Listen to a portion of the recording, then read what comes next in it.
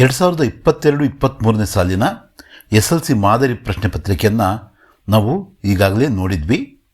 ಕರ್ನಾಟಕ ಶಾಲಾ ಪರೀಕ್ಷೆ ಮತ್ತು ಮೌಲ್ಯನಿರ್ಣಯ ಮಂಡಳಿಯು ಕಳೆದ ವಾರವಷ್ಟೇ ಇದನ್ನು ಬಿಡುಗಡೆಗೊಳಿಸಿತ್ತು. ನಾವು ಅಂದು ಮುಖ್ಯವಾದಂಥ ಒಂದಷ್ಟು ಪ್ರಶ್ನೆಗಳನ್ನು ನೋಡಿದ್ವಿ. ಇವತ್ತು ಎಲ್ಲ 80 ಅಂಕಗಳಿಗೂ ಕೂಡ ಎಲ್ಲ ನಿಬಂಧ ಅಂದರೆ ಪ್ರಬಂಧ ಎಸ್ಸೆಗಳನ್ನು ಮತ್ತು ಪತ್ರವನ್ನು 4 ಅಂಕದ 3 ಅಂಕದ 2 ಅಂಕದ ಎಲ್ಲ ಪ್ರಶ್ನೆ ಉತ್ತರಗಳನ್ನು ಇವತ್ತು ನಾವು ಚರ್ಚೆ ಮಾಡೋಣಂತೆ. ವಿಷಯ ಸಂಕೇತ 61 ಹೆಚ್ಚು ತೃತೀಯ ಭಾಷೆ ಹಿಂದಿ. ಮೊದಲನೇ ಮೇನು ಏನು ಕೇಳಿದರೆ, निम्नलिखित प्रश्नों के लिए 4 विकल्प सुझाए गए हैं, उनमें सर्वाधिक उचित विकल्प चुनकर उसमें क्रमांकन सहित पूर्ण रूप से लिखिए. ಮೊದಲನೇ ಪ್ರಶ್ನೆ ಏನು, ಪಾಸ್ ಶಬ್ದ का ವಿಲೋಮ ರೂಪ ಶಬ್ದ है. ಈ ಪಾಸ್ ಅನ್ನೋ ಶಬ್ದಕ್ಕೆ ವಿಲೋಮ ಶಬ್ದ ಯಾವುದು ಅಂತ ಕೇಳಿದರೆ ನಮಗೆಲ್ಲ ಗೊತ್ತಿದೆ, ದೂರ್ ಅಂತ ನಾವು ಬರೆದ್ವಿ. ಎರಡನೇ ಪ್ರಶ್ನೆ, ನಿಮ್ನಲಿಖಿತ में से ಸ್ತ್ರೀಲಿಂಗ ಶಬ್ದ है. ಯಾವುದು ಸ್ತ್ರೀಲಿಂಗ ಶಬ್ದ? ಬೆಹನ್ ಅಂತಕ್ಕಂಥದ್ದನ್ನು ನಾವು ಬರೆದ್ವಿ. ಹಾಗೆಯೇ ಏಕವಚನ ಶಬ್ದ, ಈ ಕೆಳಗಡೆ ಕೊಟ್ಟಿರ್ತಕ್ಕಂಥ ಪದಗಳಲ್ಲಿ ಏಕವಚನ ಶಬ್ದ ಯಾವುದು ಅಂತ ಕೇಳಿದರೆ ಮಚ್ಲಿ. ಕರ್ನ ಈ ಒಂದು ಪದದ ಪ್ರಥಮ ಪ್ರೇರಣಾರ್ಥ ಕ್ರಿಯಾರೂಪ ಕೇಳಿದರೆ, ಪ್ರಥಮ ಪ್ರೇರಣಾರ್ಥ ಕ್ರಿಯಾರೂಪೇ ನಾಳೆ ಎಕ್ಸಾಮ್ಗೂ ಕೂಡ ಕೇಳ್ತಕ್ಕಂಥದ್ದು, ದ್ವಿತೀಯ ಕೇಳಲ್ಲ. ಕರಾನ. पर्वतारोहण शब्द में संधि है. ಯಾವ ಸಂಧಿ ಇದೆ? ದೀರ್ಘ ಸಂಧಿ. ದೀರ್ಘ ಸಂಧಿಯನ್ನು ನಾವು ಬರಿಬೇಕು, ಬರೆಯೋಣಂತೆ. ದೇಶ ಪ್ರೇಮ್ ಶಬ್ದ में समास है. ಇದರಲ್ಲಿರ್ತಕ್ಕಂತಹ ಸಮಾಸ ಯಾವುದು ಅಂತ ಕೇಳಿದರೆ ಸಂಪ್ರದಾನ ತತ್ಪುರುಷ, ಅದನ್ನು ನಾವು ಬರೆದ್ವಿ. ನಹಿ ನಹಿ ಘಬರಾವೋ ನಹಿ ಅಂತಕ್ಕಂಥದ್ದು ಕೇಳಿದರೆ ಇದರಲ್ಲಿ ಹೀಗೆ ಇನ್ವರ್ಟೆಡ್ ಕಾಮ ಇರಬೇಕಾಗಿತ್ತು, ಅದಿಲ್ಲ. ಉದ್ಧರಣ ಅಂತಕ್ಕಂಥದ್ದನ್ನು ನಾವು ಬರೆಯೋಣಂತೆ. ನೆಕ್ಸ್ಟ್ ಕಾ, ಕಿ, ಕೆ, ಸೇ, ಮೇ ಇವುಗಳ ಸಂಬಂಧಕಾರಕಗಳ ಬಗ್ಗೆ ಪ್ರಶ್ನೆಯನ್ನು ಕೇಳಿದರೆ, ಆಜ್ dash Yug internet Yug high. ಅದಕ್ಕೆ ಉತ್ತರ ನಿಮಗೆಲ್ಲ ಗೊತ್ತಿರೋ ಹಾಗೆ ಕಾ, ಆಜ್ ಕಾ ಯುಗ್ ಇಂಟರ್ನೆಟ್ ಯುಗ್ ಹೈ. ಎರಡನೇ ಮೇನೇನು ಕೇಳಿದರೆ ಅನುರೂಪತೆಯ ಪ್ರಶ್ನೆಗಳನ್ನು ಕೇಳಿದರೆ, निम्नलिखित प्रथम 2 शब्दों के सूचित संबंधों के अनुरूप तीसरे शब्द से संबंधित शब्द लिखिए ಅಂತ ಕೇಳಿದರೆ 4 ಅಂಕಕ್ಕೋಸ್ಕರ. ಇದರಲ್ಲಿ ಮೊದಲನೇದು ಜೈನುಲಾಬ್ದೀನ್ ಆಶಿಯಮ್ಮ ದಂಪತಿಗಳು, ಜಲಾಲುದ್ದೀನ್ ಜೊಹರಾ ಅವರು ಕೂಡ ದಂಪತಿಗಳು. ನಯಿ ಚಪ್ಪನೆ, ಹೊಸ ಚಪ್ಪಲಿಗಳನ್ನು ಬಿಸ್ತರ್ಕಿ ನೀಚೆ ದಬಾಯ, ತನ್ನ ಹಾಸಿಗೆ ಕೆಳಗಡೆ ಇಟ್ಟು ಮಲಗ್ತಾರೆ ಲೇಖಕರು ಹರಿಶಂಕರ್ ಪರ್ಸಾಯಿ ಅವರು. ಪಹನ್ನೆಕ್ಕೆ ಕಪ್ಪಡೆ, ಕೊನೆಯ ದಿನ ಹಾಕ್ಕೊಳ್ಳೋ ಬಟ್ಟೆ ಮಾತ್ರ ಇರ್ತವೆ, ಅವನ್ನೇನು ಮಾಡ್ತಾರೆ ತಮ್ಮ ತಲೆದಿಂಬಿನ ಕೆಳಗಡೆ ಇಟ್ಟು ಅವನ್ನ ರಕ್ಷಣೆ ಮಾಡ್ಕೊತಾರೆ. ಸಿರಹಾನೇಕಿ ನೀಚೆ ದಬಾಯ ಅಂತ ಬರೀಬಹುದು. ಸರ್ ಎಂ ವಿಶ್ವೇಶ್ವರಯ್ಯ ಮಹಾನ್ ಅಭಿಯಂತ. ಸರ್ ಎಂ ವಿಶ್ವೇಶ್ವರಯ್ಯನವರು ಮಹಾನ್ ಇಂಜಿನಿಯರ್ ಆಗಿದ್ದರು, ಅಭಿಯಂತರರಾಗಿದ್ದರು. ಸರ್ ಸಿ ವಿ ರಾಮನ್ ಏನಾಗಿದ್ದರು? ಮಹಾನ್ ಭೌತಶಾಸ್ತ್ರಿ ಅಥವಾ ಮಹಾನ್ ವಿಜ್ಞಾನಿ ಅಂತ ನಾವು ಬರಿಬಹುದು. ಬಲ್ಭದ್ರ ಬಲರಾಮ್ ಅಂತಾರೆ, ಕಾನ್ಹ ಕೃಷ್ಣ. ಇದು ಸೂರ್ಶ್ಯಾಮ ಪದ್ಯದಿಂದ ಕೇಳಿರ್ತಕ್ಕಂಥ ಅನುರೂಪತೆಯ ಪ್ರಶ್ನೆ. ನೆಕ್ಸ್ಟ್ ಮೇನಿಗೆ ಬಂದರೆ 1 ಅಂಕದ 4 ಪ್ರಶ್ನೆಗಳನ್ನು ಮಾತ್ರ ನಿಮ್ಮ ಪರೀಕ್ಷೆಗೆ ಕೇಳ್ತಾರೆ, ಅದು ನಿಮಗೆ ಗೊತ್ತಿದೆ. ನಿಮ್ನಲಿಖಿತ ಪ್ರಶ್ನಕ್ಕೆ ಉತ್ತರ ಏಕ್ ಪೂರ್ಣ ವಾಕ್ಯ ಲಿಖಿಯೇ. ನಾವು ಪದಗಳಲ್ಲಿ ಉತ್ತರಿಸಬಾರ್ದು, ವಾಕ್ಯದಲ್ಲೇ ಉತ್ತರಿಸಬೇಕು. ಮೊದಲನ ಪ್ರಶ್ನೆ ಏನು? ಪಂಡಿತ್ ರಾಜ್ಕಿಶೋರ್ ಕ್ಯಾ ಕಾಮ್ ಕರ್ತೆ ಥೇ. ಬಸಂತ್ ಕಿ ಸಚ್ಚಾಯಿ ಪಾಠದ ಪ್ರಶ್ನೆ ಅದು. ಪಂಡಿತ್ ರಾಜ್ಕಿಶೋರ್ ಮಜ್ದೂರೋಂ ಕಿ ನೇತಾ ಥೇ ಅಂತ ನಾವು ಬರಿಬೇಕು. ಅವರು ಕಾರ್ಮಿಕರ ಮುಖಂಡರಾಗಿದ್ದರು, ಅದೇ ಅವರ ಕೆಲಸ, ಸಮಾಜ ಸೇವಿಗಳು ಆಗಿದ್ದರು ಅವರು. लेखक परसाई जी दूसरे दर्जे में क्यों सफ़र करना चाहते थे. ईमानदारों के सम्मेलन में ಯಾವ ಒಂದು ಪಾಠದಿಂದ ಈ ಒಂದು ಪ್ರಶ್ನೆಯನ್ನು ಕೇಳಿದರೆ, ಅವರು 2ನೇ ದರ್ಜೆಯಲ್ಲಿ ರೈಲಿನ ಪ್ರಯಾಣ ಮಾಡಬೇಕು ಅಂತ ಅಂದ್ಕೊಂಡ್ರಲ್ಲ, ಯಾಕೆ ಅಂತ ಕೇಳಿದರೆ, ಲೇಖಕ್ परसाई जी 150 रुपये बचाने के लिए दूसरे दर्जे में सफ़र करना चाहते थे. 150 ರೂಪಾಯಿ ಅಂತನಾದರೂ ಬರೀರಿ, 150 ರೂಪಾಯಿ ಅಂತನಾದರೂ ಬರೀರಿ, ಎರಡು ಒಂದು ಉತ್ತರ ಒಂದೇ. 15ನೇ ಪ್ರಶ್ನೆ ಬಂದ್ವಿ, ಸಮಯಕ್ಕೆ ಖೋನೆ ಸೆ ಕ್ಯಾ ಹೋತಾ ಹೈ. ಸಮಯವನ್ನು ನಾವು ಕಳ್ಕೊಳ್ಳೋದ್ರಿಂದ ಅದನ್ನು ನಾವು ವೇಸ್ಟ್ ಮಾಡೋದ್ರಿಂದ ನಮ್ಗೆ ಏನಾಗುತ್ತೆ ಅಂತಕ್ಕಂಥದ್ದು ಪ್ರಶ್ನೆ. ಏನಾಗುತ್ತೆ? ಪಶ್ಚಾತ್ತಾಪ ಪಡ್ತೀವಿ ನಾವು. ಈಗ ಇಂಪಾರ್ಟೆಂಟ್ ಆದಂಥ ಸಂದರ್ಭದಲ್ಲಿ ನಾವು ಓದ್ಕೊಳ್ಳದಲ್ಲೇ ನಮ್ಮ ಕೆಲಸವನ್ನು ಮಾಡದೇ ಇದ್ದರೆ ಸಮಯಕ್ಕೆ ಹೊನಿಸೆ ಪಶ್ಚಾತ್ತಾಪ ಹೋತಾ ಹೈ. ಪಶ್ಚಾತ್ತಾಪ ಮಾತ್ರ ನಮಗೆ ಕಟ್ಟಿಟ್ಟ ಬುತ್ತಿ, ಅದನ್ನೇ ನಾವಿಲ್ಲಿ ಬರಿಬೇಕು. ಮಜ್ದೂರಕ್ಕೆ ನೇತ, ಇಲ್ಲಿ 150 ರೂಪಾಯಿ, ಇದು ಮುಖ್ಯವಾದಂಥದ್ದು. ಇಲ್ಲಿ ಪಶ್ಚಾತ್ತಾಪ ಅಂತಕ್ಕಂಥದ್ದು ಮುಖ್ಯವಾದಂಥ ಒಂದು ಮಾತು. ಹಾಗೆ ನೆಕ್ಸ್ಟ್ ಕ್ವಶನ್ ಏನು? ಹಂಸ್ ಕಾ ಗುಣ ಕೈಸಾ ಹೋತಾ ಹೈ. ತುಳಸಿ ಕೆ ದೋಹೆಯಿಂದ ಕೇಳಿರ್ತಕ್ಕಂಥ ಪ್ರಶ್ನೆ. ತುಳಸಿ ಕೆ ದೋಹೆಯಿಂದ ಒಟ್ಟು 4 ಅಂಕಗಳಿಗೆ ಈ ಒಂದು ಪ್ರಶ್ನೆ ಪತ್ರಿಕೆಯಲ್ಲಿ ಪ್ರಶ್ನೆಗಳನ್ನು ಕೇಳಿದರೆ, ಒಂದು ಭಾವಾರ್ಥ ಮತ್ತು ಇನ್ನೊಂದು 1 ಅಂಕದ ಪ್ರಶ್ನೆ. ಇದಕ್ಕೆ ಉತ್ತರ ಏನು ಮಾಡಬೇಕು? ಹಂಸ್ ಕಾ ಗುಣ ದೂದ್ ಮೇ ಮಿಲೆ ಪಾನಿ ಕೋ ಛೋಡ್ಕರ್, ಇಲ್ಲಿ ಕೋ ಅಂತ ಬರ್ಕೊಳ್ಳೋಣ, ಇಲ್ಲಿ ಪಾನಿ ಕೋ ಛೋಡ್ಕರ್ ಸಿರ್ಫ್ ದೂದ್ ಕೋ ಹಿ ಗ್ರಹಣ ಕರ್ನೆ ಕಾ ಹೋತಾ ಹೈ. ಹಾಲಲ್ಲಿ ಬೆರೆತಂಥ ನೀರನ್ನು ಬಿಟ್ಟು ಕೇವಲ ನೀರನ್ನು ಮಾತ್ರ ಗ್ರಹಿಸ್ತಕ್ಕಂಥದ್ದು. ಅಂದರೆ ಮನುಷ್ಯನಲ್ಲಿರ್ತಕ್ಕಂಥ ದುರ್ಗುಣಗಳನ್ನು, ಕೆಟ್ಟ ಗುಣಗಳನ್ನು ಹೊರತುಪಡಿಸಿ ನಾವು ಒಳ್ಳೆಯ ಗುಣಗಳನ್ನಷ್ಟೇ ನೋಡುವ ಅಭ್ಯಾಸ ಮಾಡ್ಕೋಬೇಕು ಅಂತ ತುಳಸಿದಾಸರು ಹೇಳ್ತಾರೆ. ಅದನ್ನು ನಾವಿಲ್ಲಿ ಬರೆದ್ವಿ. 4ನೇಮೇನು? ನಿಮ್ನಲಿಖಿತ ಪ್ರಶ್ನೋಕ್ಕೆ ಉತ್ತರ 2-3 ವಾಕ್ಯ में लिखिए ಅಂತ ಕೇಳಿದರೆ 8 ಪ್ರಶ್ನೆಗಳು 2 ಅಂಕದವು. ಒಟ್ಟು 16 ಅಂಕಗಳಿಗೆ ಇರತಕ್ಕಂತಹ ಒಂದು ಮುಖ್ಯವಾದಂತಹ ಭಾಗ ಇದು, 4ನೇ ಭಾಗ. ಮೊದಲನೇ ಪ್ರಶ್ನೆ ಏನು ಕೇಳಿದರೆ 17ನೇ ಪ್ರಶ್ನೆ, ಬಸಂತ್ ಕಿ ಇಮಾನ್ದಾರಿ ಕಾ ಪರಿಚಯ ದೀಜಿಯೇ. ಬಸಂತನ ಒಂದು ಪ್ರಾಮಾಣಿಕತೆಯ ಒಂದು ಪರಿಚಯವನ್ನು ಕೇಳ್ತಾರೆ. ಇಲ್ಲ ಪಂಡಿತ್ ರಾಜ್ಕಿಶೋರ್ ಅವರ ಬಗ್ಗೆ ನಮಗೆ ಪ್ರಶ್ನೆ ಇರುತ್ತೆ. ಇವೆರಡರಲ್ಲೇ ಒಂದು ಪ್ರಶ್ನೆ ಕೇಳ್ತಾರೆ. ಬಸಂತ್ ಏಕ್ ಇಮಾನ್ದಾರ್ ಲಡ್ಕಾ ಥಾ. ಇಲ್ಲಿ ಕೊಟ್ಟಿರ್ತಕ್ಕಂಥ ಪ್ರಶ್ನೆಯಲ್ಲಿ ಕೇಳಿರ್ತಕ್ಕಂಥ ಮಾತನ್ನು ನಾವು ಬರೆದ್ವಿ. ಬಸಂತ್ ಒಬ್ಬ ಪ್ರಾಮಾಣಿಕ ಹುಡುಗ. ವಹ್ ಮೆಹನತ್ ಕರ್ಕೆ ಅಪ್ನಾ ಅವರು ಅಪ್ನೆ ಭಾಯಿ ಕಾ ಪೇಟ್ ಪಾಲ್ತಾ ಹೈ. ಅವನು ಕಷ್ಟಪಟ್ಟು ವ್ಯಾಪಾರ ಮಾಡಿ, ವ್ಯವಹಾರ ಮಾಡಿ, ಅದರಲ್ಲೇ ದುಡಿದು ಆತ ಏನು ಮಾಡ್ತಾನೆ? ತನ್ನ ಮತ್ತು ತನ್ನ ತಮ್ಮನ ಹೊಟ್ಟೆಯನ್ನು ತುಂಬುತ್ತಾನೆ. ಬಿನಾ ಕುಚ್ ಖರೀದೆ ಪಂಡಿತ್ ರಾಜ್ಕಿಶೋರ್ ದಿಯೇ ಪೈಸೋं को देने से इनकार करता है. ನಿನಗೆ 2 ಪೈಸೆ ಉಳಿಯುತ್ತೇನಪ್ಪ, ತಗೋ 2 ಪೈಸೆ ಇಟ್ಕೋ, ನಾನು ಏನು ಖರೀದಿ ಮಾಡೋಕ್ಕಾಗಲ್ಲ, ನನ್ನ ಹತ್ರ ಚಿಲ್ಲರೆ ಇಲ್ಲ ಅಂತಂದಾಗ ಆ ದುಡ್ಡನ್ನು ತಗೊಳ್ಳೋದಕ್ಕೆ ಯಾರು? ನಮ್ಮ ಬಸಂತು ಒಪ್ಪಲ್ಲ. ಅದನ್ನು ಭಿಕ್ಷೆ ಅಂತ ಪರಿಭಾವಿಸ್ತಾನೆ. ಅದನ್ನೇ ನಾವು ಇಲ್ಲಿ ಬರೆದಿದ್ದೀವಿ. ಇನ್ಕಾರ ಕರ್ನಂದರೆ ತಿರಸ್ಕರಿಸ್ತಕ್ಕಂಥದ್ದು. ಆ ದುಡ್ಡನ್ನು ತಗೊಳ್ಳಲ್ಲ ಆತ. ಪಂಡಿತ್ ರಾಜ್ಕಿಶೋರ್ ಕೆ ಪೈಸೆ ಲೌಟಾನೆ ಕೆ ಲಿಯೇ ಅಪ್ನೆ ಭಾಯಿ ಪ್ರತಾಪ್ ಕೋ ಭೇಜ್ತಾ ಹೈ. ತಾನು ಆಕ್ಸಿಡೆಂಟ್ ಆಗಿ ಆ ಚಿಲ್ಲರೆ ಹಣವನ್ನು ವಾಪಸ್ ಆಗದಂಥ ಸಂದರ್ಭದಲ್ಲಿ ತನಗೆ ಎಚ್ಚರವಾದ ತಕ್ಷಣವೇ ಆತ ಏನು ಮಾಡ್ತಾನೆ? ತನ್ನ ತಮ್ಮನಾದಂಥ ಪ್ರತಾಪ್ನನ್ನು ರಾಜ್ಕಿಶೋರ್ ಅವರ ಮನೆಗೆ ಕಳುಹಿಸಿ ಉಳಿದಿರ್ತಕ್ಕಂಥ ಚಿಲ್ಲರೆನ ವಾಪಸ್ ಕೊಡಿಸೋವಂಥ ಕೆಲಸವನ್ನು ಮಾಡ್ತಾನೆ. ಇದು ಕೂಡ ನಮ್ಮ ಬಸಂತ್ನಲ್ಲಿರ್ತಕ್ಕಂಥ ಪ್ರಾಮಾಣಿಕತೆಗೆ ಒಂದು ಪರಿಚಯವನ್ನು ಕೊಡ್ತಕ್ಕಂಥ ಒಂದು ವಿಷಯ. ಇನ್ ಸಬ್ ಬಾತೋं से हमें ಬಸಂತ್ ಕಿ ಇಮಾನ್ದಾರಿ ಕಾ ಪರಿಚಯ ಮಿಲ್ತಾ ಹೈ. ಇದೆಲ್ಲವನ್ನ ನೋಡಿದಾಗ ಬಸಂತ್ ಎಷ್ಟು ಪ್ರಾಮಾಣಿಕ ಅಂತಕ್ಕಂಥದ್ದು ನಮಗೆ ಅರಿವಾಗುತ್ತೆ, ಗೊತ್ತಾಗುತ್ತೆ. 18ನೆಯ ಪ್ರಶ್ನೆ ಮೇರಾ ಬಚ್ಪನ್ ಪಾಠದಿಂದ ಕೇಳಿದರೆ, ಅಬ್ದುಲ್ ಕಲಾಂ ಕಾ ಬಚ್ಪನ್ ಕೈಸೆ ಬೀತಾ. ಅಬ್ದುಲ್ ಕಲಾಂ ಅವರ ಬಾಲ್ಯ ಹೇಗೆ ಕಳೀತು ಅಂತಕ್ಕಂಥದ್ದು ಪ್ರಶ್ನೆ. ಅಬ್ದುಲ್ ಕಲಾಂ ಜಿ ಕಾ ಬಚ್ಪನ್ ಬಹುತ್ ಹಿ ನಿಶ್ಚಿಂತತಾ ಅವರು ಸಾದಗಿ ಸೆ ಬೀತಾ. ಇವರ ಒಂದು ಬಾಲ್ಯ ನಿಶ್ಚಿಂತೆಯಿಂದ ಮತ್ತು ಸರಳತೆಯಿಂದ ಸೀದಾ ಸಾದ ಒಂದು ಬಾಲ್ಯ ಅವ್ರದ್ದು.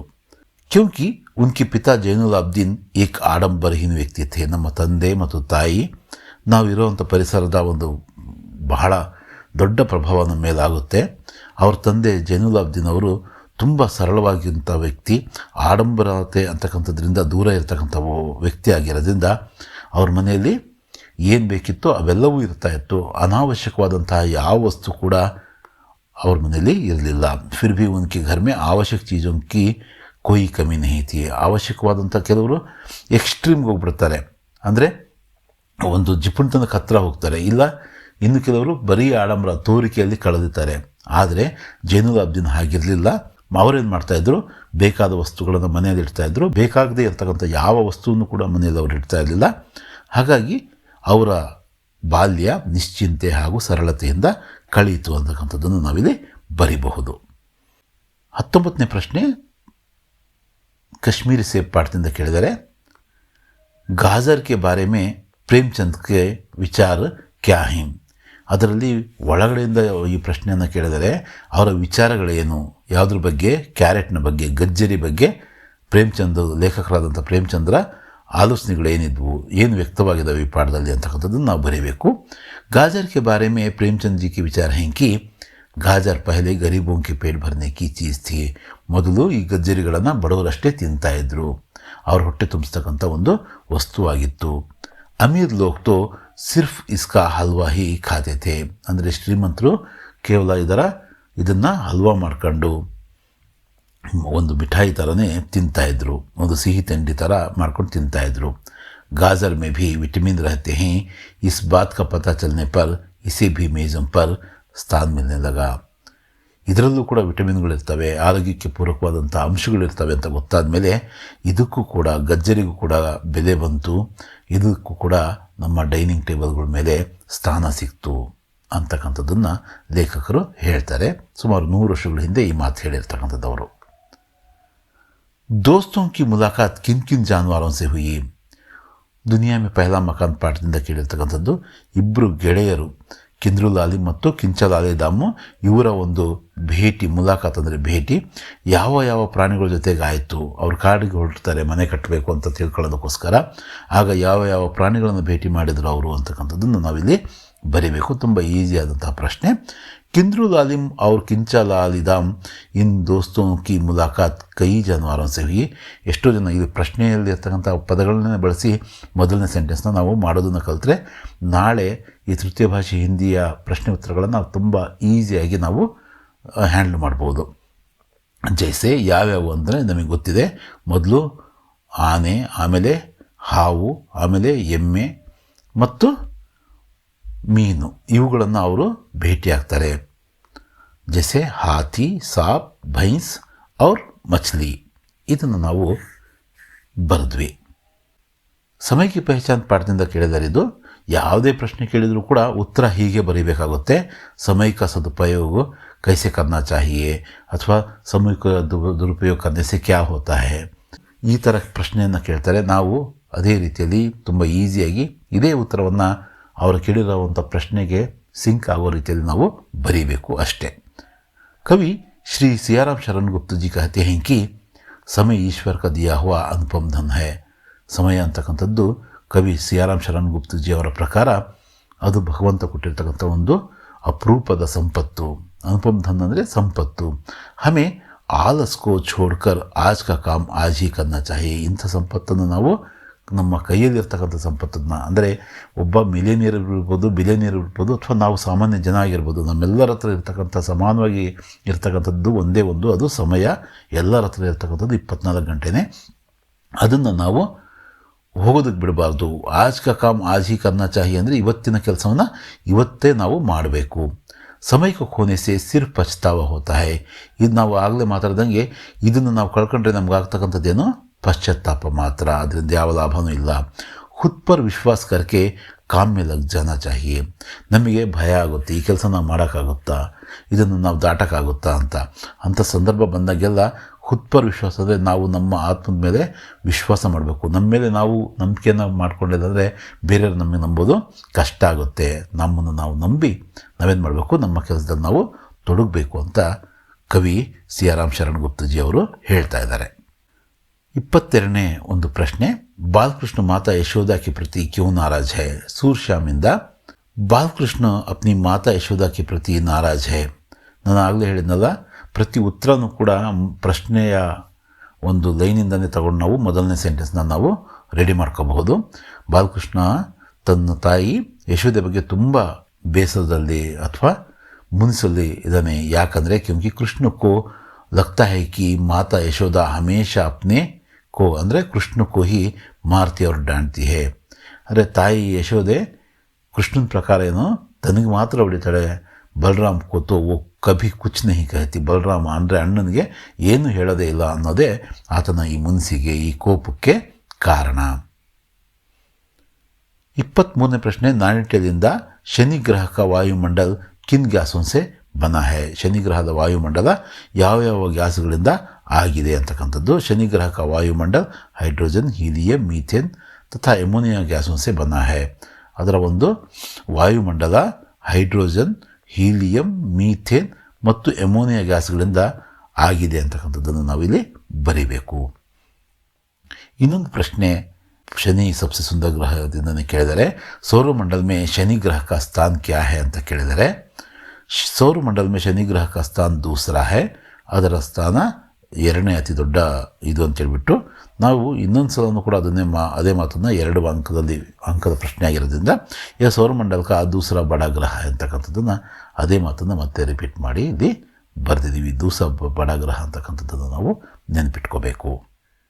24ನೇ ಪ್ರಶ್ನೆ नागरिक के कर्तव्य, ಇದು ಕೂಡ ನಾಯಟಲಿಂದನೇ.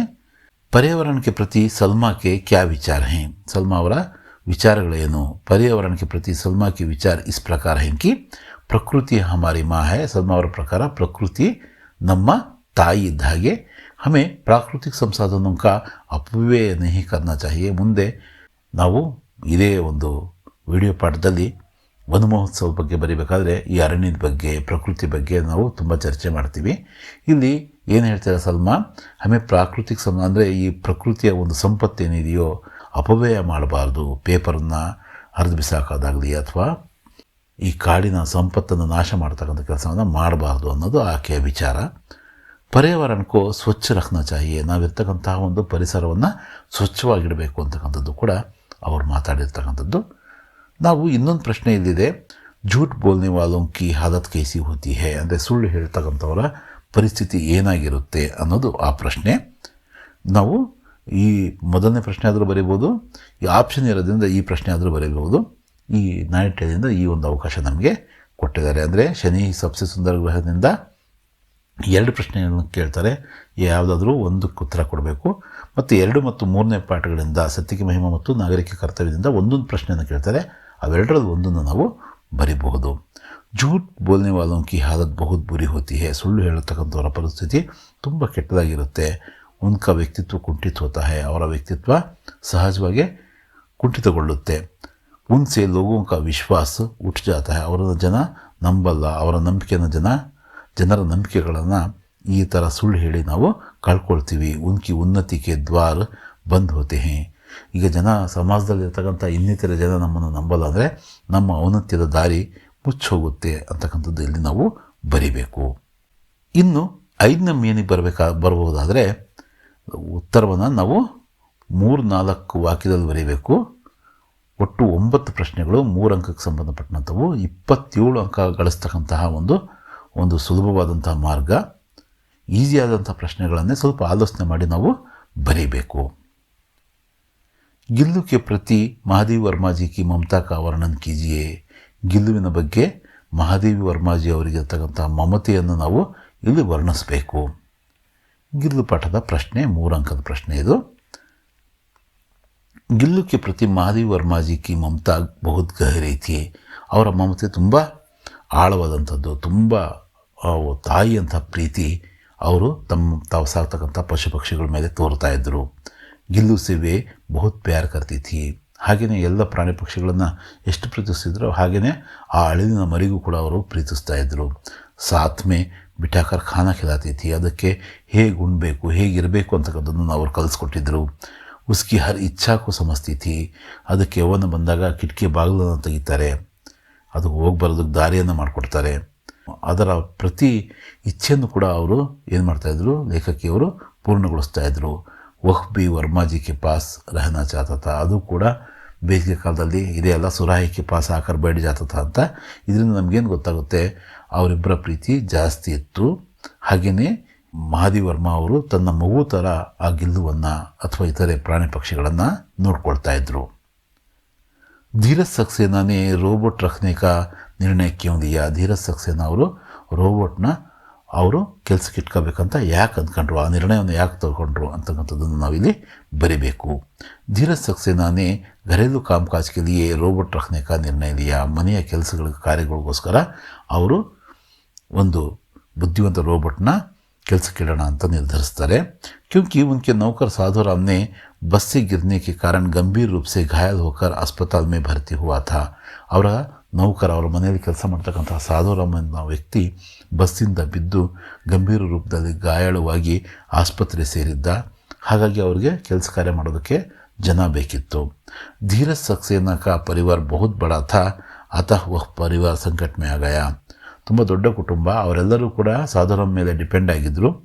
ಈಗ ಒಂದು ರೀತಿಯ ಕಷ್ಟವನ್ನು ಎದುರಿಸ್ತಾ ಇದ್ರಂತೆ. ಇಸ್ ಕಾರಣ ಧೀರಜ್ ಸಕ್ಸೇನಾನೇ ರೋಬೋಟ್ ಕೋ ರಖನೆ ಕಾ ನಿರ್ಣಯ ಕಿಯಾ. ಈ ಕಾರಣದಿಂದಾಗಿ ಇನ್ನಿತರೆ ಕೆಲಸಗಳನ್ನು ಕೂಡ ಆ ಒಂದು ರೋಬೋಟ್ನಿಂದ ಆ ಕೆಲಸಗಳನ್ನು ಮಾಡಿಸ್ಕೋಬೋದಾಗಿತ್ತು. ಹಾಗಾಗಿ ಧೀರಜ್ ಸಕ್ಸೇನಾ ರೋಬೋಟನ್ನು ತಮ್ಮ ಮನೆಯಲ್ಲಿ ಕೆಲಸಕ್ಕೆ ಇಟ್ಕೊಳ್ಳೋ ಒಂದು ನಿರ್ಣಯವನ್ನು ಮಾಡ್ತಾರೆ.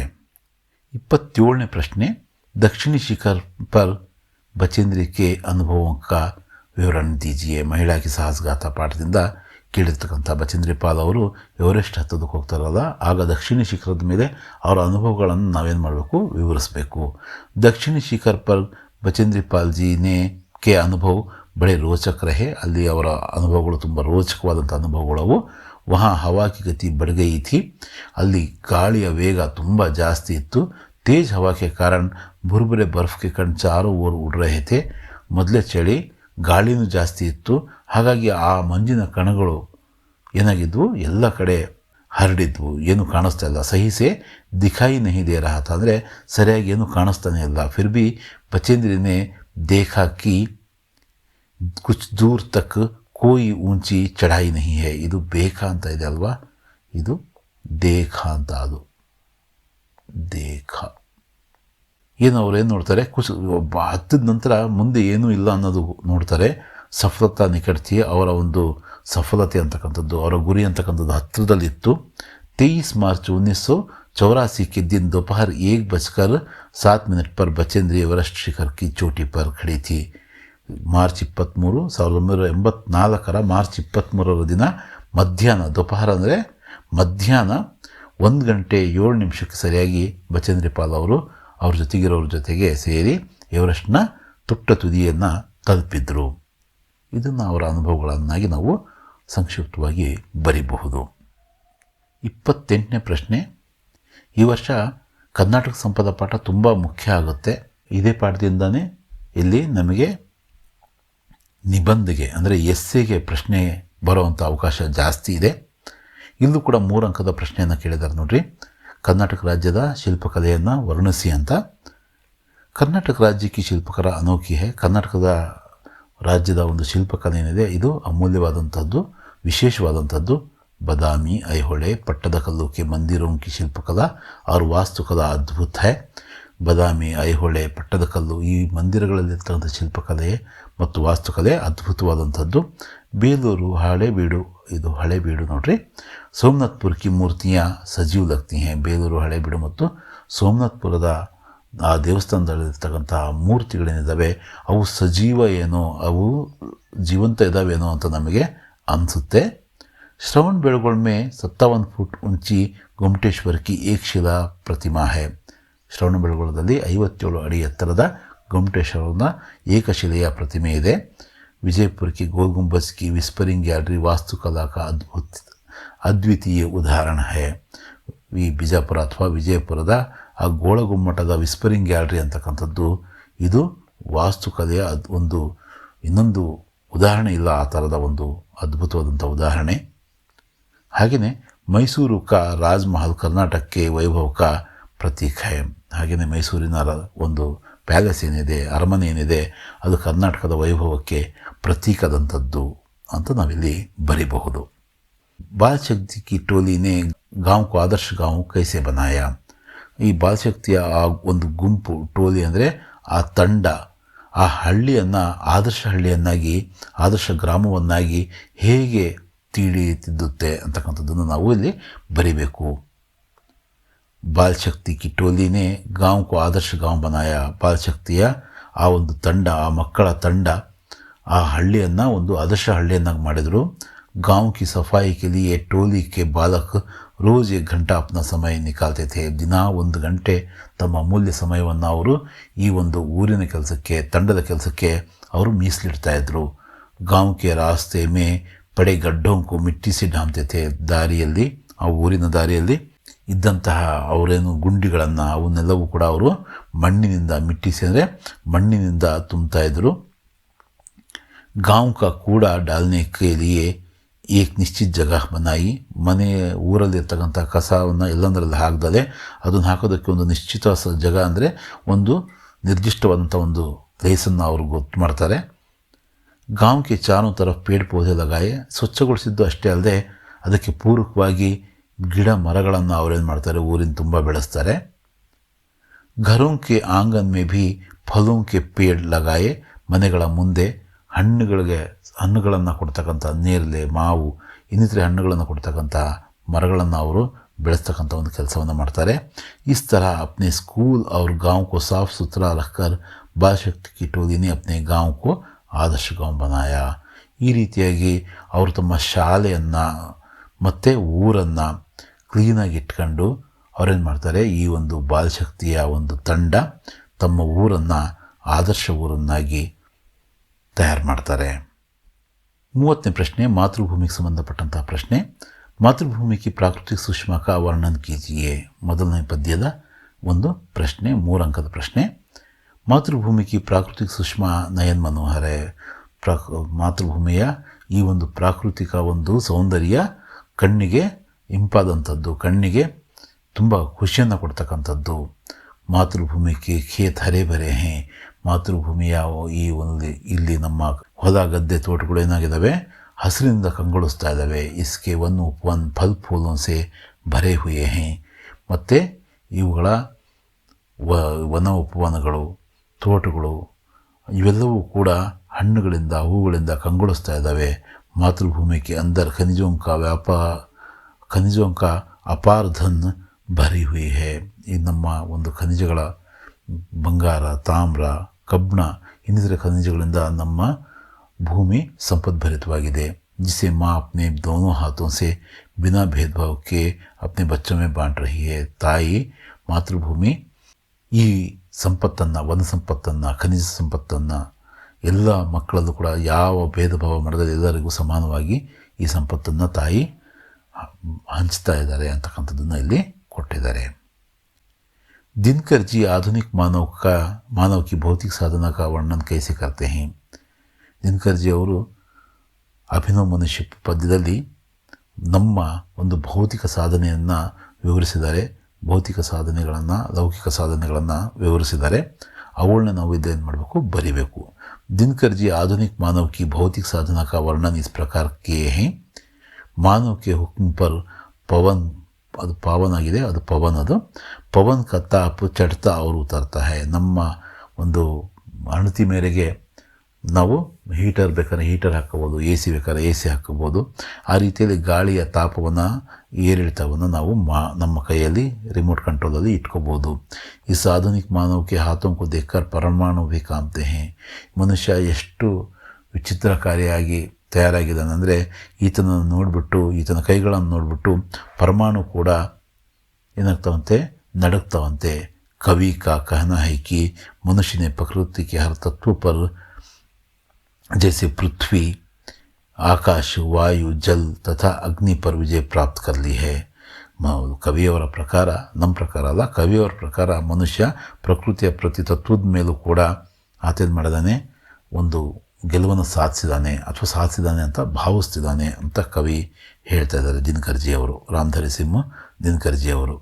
और वे सभी मनुष्यों के आदेश पर चल रहे हैं. ಇದು ಆಕಾಶ, ವಾಯು, ಜಲ, ಅಗ್ನಿ, ಕವಿಯ ಪ್ರಕಾರ ಇವೆಲ್ಲವೂ ಮನುಷ್ಯನ ಆದೇಶದ ಅನುಸಾರವಾಗಿ ನಡೆಸಿದ್ದಾರೆ. ನೀರನ್ನು ಅಣೆಕಟ್ಟಾಗಿ ನಿಲ್ಲಿಸಿದ್ದಾನೆ. ಈ ಎ ಸಿ ಫ್ಯಾನ್ಗಳಲ್ಲಿ ತನ್ನ ಕಂಟ್ರೋಲ್ ಇಟ್ಕೊಂಡಿದ್ದಾನೆ. ಆಕಾಶದ ಎತ್ತರಕ್ಕೆ ಹಾರ್ತಿದ್ದಾನೆ.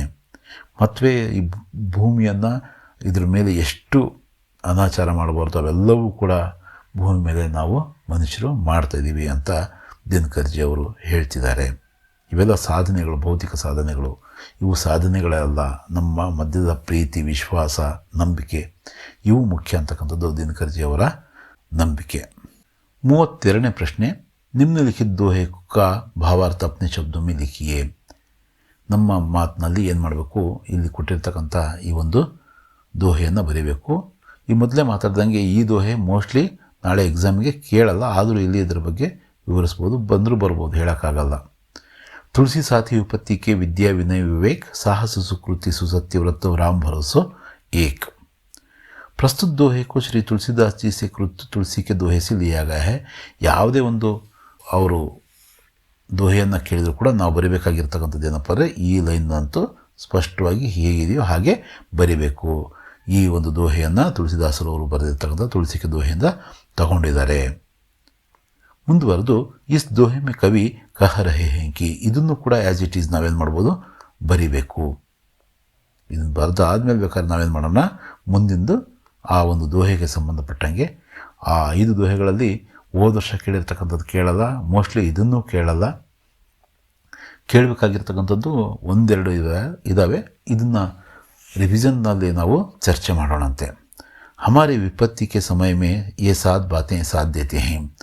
ಈ 7 ಏನಿದ್ದಾವೆ ಯಾವ್ಯಾವು, ವಿದ್ಯಾ, ವಿನಯ್, ವಿವೇಕ, ಸಾಹಸ, ಸುಕೃತಿ ಅಂದರೆ ಒಳ್ಳೆಯ ಕೆಲಸ, ನಮ್ಮ ಸತ್ಯವಂತಿಕೆ ಮತ್ತು ಭಗವಂತನಲ್ಲಿ ಭರವಸೆ, ರಾಮನಲ್ಲಿ ಭರವಸೆ, ಇವು 7 ಏನಿದ್ದಾವೆ, ಈ 7 ಮಾತುಗಳು ನಮ್ಮ ಕಷ್ಟದ ಸಂದರ್ಭದಲ್ಲಿ ನಮಗೆ ಸಹಾಯನ ಮಾಡ್ತವೆ ಅಂತಕ್ಕಂಥದ್ದು ಕವಿಯವರ ಹೇಳಿಕೆ. ಜೈಸೆ ವಿದ್ಯಾ, ವಿನಯ್, ವಿವೇಕ್, ಸಾಹಸ, ಸತ್ಕರ್ಮ ಯಾ ಅಚ್ಛೆ ಕಾಮ, ಸತ್ಯನಿಷ್ಠತಾ ಔರ್ ರಾಮ್ ಮೇ ವಿಶ್ವಾಸ ರಖ್ನಾ. ಇದು ನಾವು ಇಲ್ಲಿ ಬರಿಬೇಕು. कवि इन 7 बातों पर जोर देते हुए कहते हैं कि यही हमारे कष्ट के संदर्भों के में साथ निभाते हैं. 7 ನಮ್ಮಲ್ಲಿರ್ತಕ್ಕಂಥ ವಿದ್ಯೆ, ನಮ್ಮಲ್ಲಿರ್ತಕ್ಕಂಥ ವಿನಯ, ನಾವು ಮಾಡುವ ವಿವೇಕ, ನಮ್ಮಲ್ಲಿರ್ತಕ್ಕಂಥ ಸಾಹಸ, ನಾವು ಮಾಡಿರ್ತಕ್ಕಂಥ ಒಳ್ಳೆಯ ಕೆಲಸ, ನಮ್ಮ ಸತ್ಯನಿಷ್ಠತೆ, ನಮ್ಮ ಭಗವಂತನಲ್ಲಿ ಅಥವಾ ರಾಮನಲ್ಲಿರ್ತಕ್ಕಂಥ ವಿಶ್ವಾಸ, ಇವೇ ನಮಗೆ ಕಷ್ಟದ ಸಂದರ್ಭದನ್ನ ನಾವು ದಾಟೋದಕ್ಕೆ ಸಹಾಯ ಮಾಡ್ತಕ್ಕಂಥವು ಅಂತಕ್ಕಂಥದ್ದು ಶ್ರೀ ತುಳಸಿದಾಸರಜಿಯವರ ಒಂದು ಮಾತು. ಗದ್ಯಾಂಶ का अनुवाद ಕನ್ನಡ या अंग्रेजी में कीजिए. ಇಲ್ಲಿರ್ತಕ್ಕಂಥ ಗದ್ಯಾಂಶವನ್ನು ನಾವು ಕನ್ನಡ ಅಥವಾ ಇಂಗ್ಲೀಷ್ನಲ್ಲಿ ಮಾಡಬೇಕು. ಇವು ಕೂಡ ತುಂಬ ಈಸಿ ಆದಂಥದ್ದೇ ಕೇಳ್ತಾರೆ. ಗಿಲಹರಿಯೋं की जीवन की अवधि 2 वर्ष से अधिक नहीं होती. ಅಳಿಲುಗಳ ಜೀವಿತಾವಧಿಯು ಸಾಮಾನ್ಯವಾಗಿ 2 ವರ್ಷದ್ದಾಗಿರುತ್ತದೆ. ಎಷ್ಟು ವರ್ಷದ್ದಾಗಿರುತ್ತೆ? 2 ವರ್ಷದ್ದಾಗಿರುತ್ತೆ. अतः ಗಿಲ್ಲು की जीवन यात्रा का अंत आ ही गया. ಅಂತೆಯೇ ಗಿಲ್ಲುವಿನ ಅಂತಿಮ ಸಮಯ ಏನಾಯಿತು, ಸಮೀಪಿಸಿತು. ದಿನ್ ಭರ್ ಉಸ್ನೆ ನಾ ಕುಚ್ ಖಾಯಾ ನಾ ವಹ್ ಬಾಹರ್ ಗಯಾ. ದಿನವಿಡೀ ಅದು ಏನನ್ನೂ ತಿನ್ನಲಿಲ್ಲ, ಹೊರಗೂ ಹೋಗಲಿಲ್ಲ. ಹೀಗೆ ನಾವು ಬರೆದ್ರೆ ಈ ಒಂದು 3 ಅಂಕದ ಕೊನೆಯ ಪ್ರಶ್ನೆ ಇದಾಗಿತ್ತು. ತುಂಬ ಈಸಿಯಾಗಿ ನಾವು ಇಲ್ಲಿರ್ತಕ್ಕಂಥ ಪದಗಳನ್ನೇ ಬಳಸಿ ಬರಿಬೇಕು. 6ನೇ ಮೇನ್ ನೋಡೋದಾದರೆ ನಿಮ್ನಲಿಖಿತ ಪ್ರಶ್ನೆ का उत्तर 5-6 वाक्यों में लिखिए. 4 ಅಂಕದ 2 ಪ್ರಶ್ನೆಗಳನ್ನು ಕೇಳ್ತಾರೆ.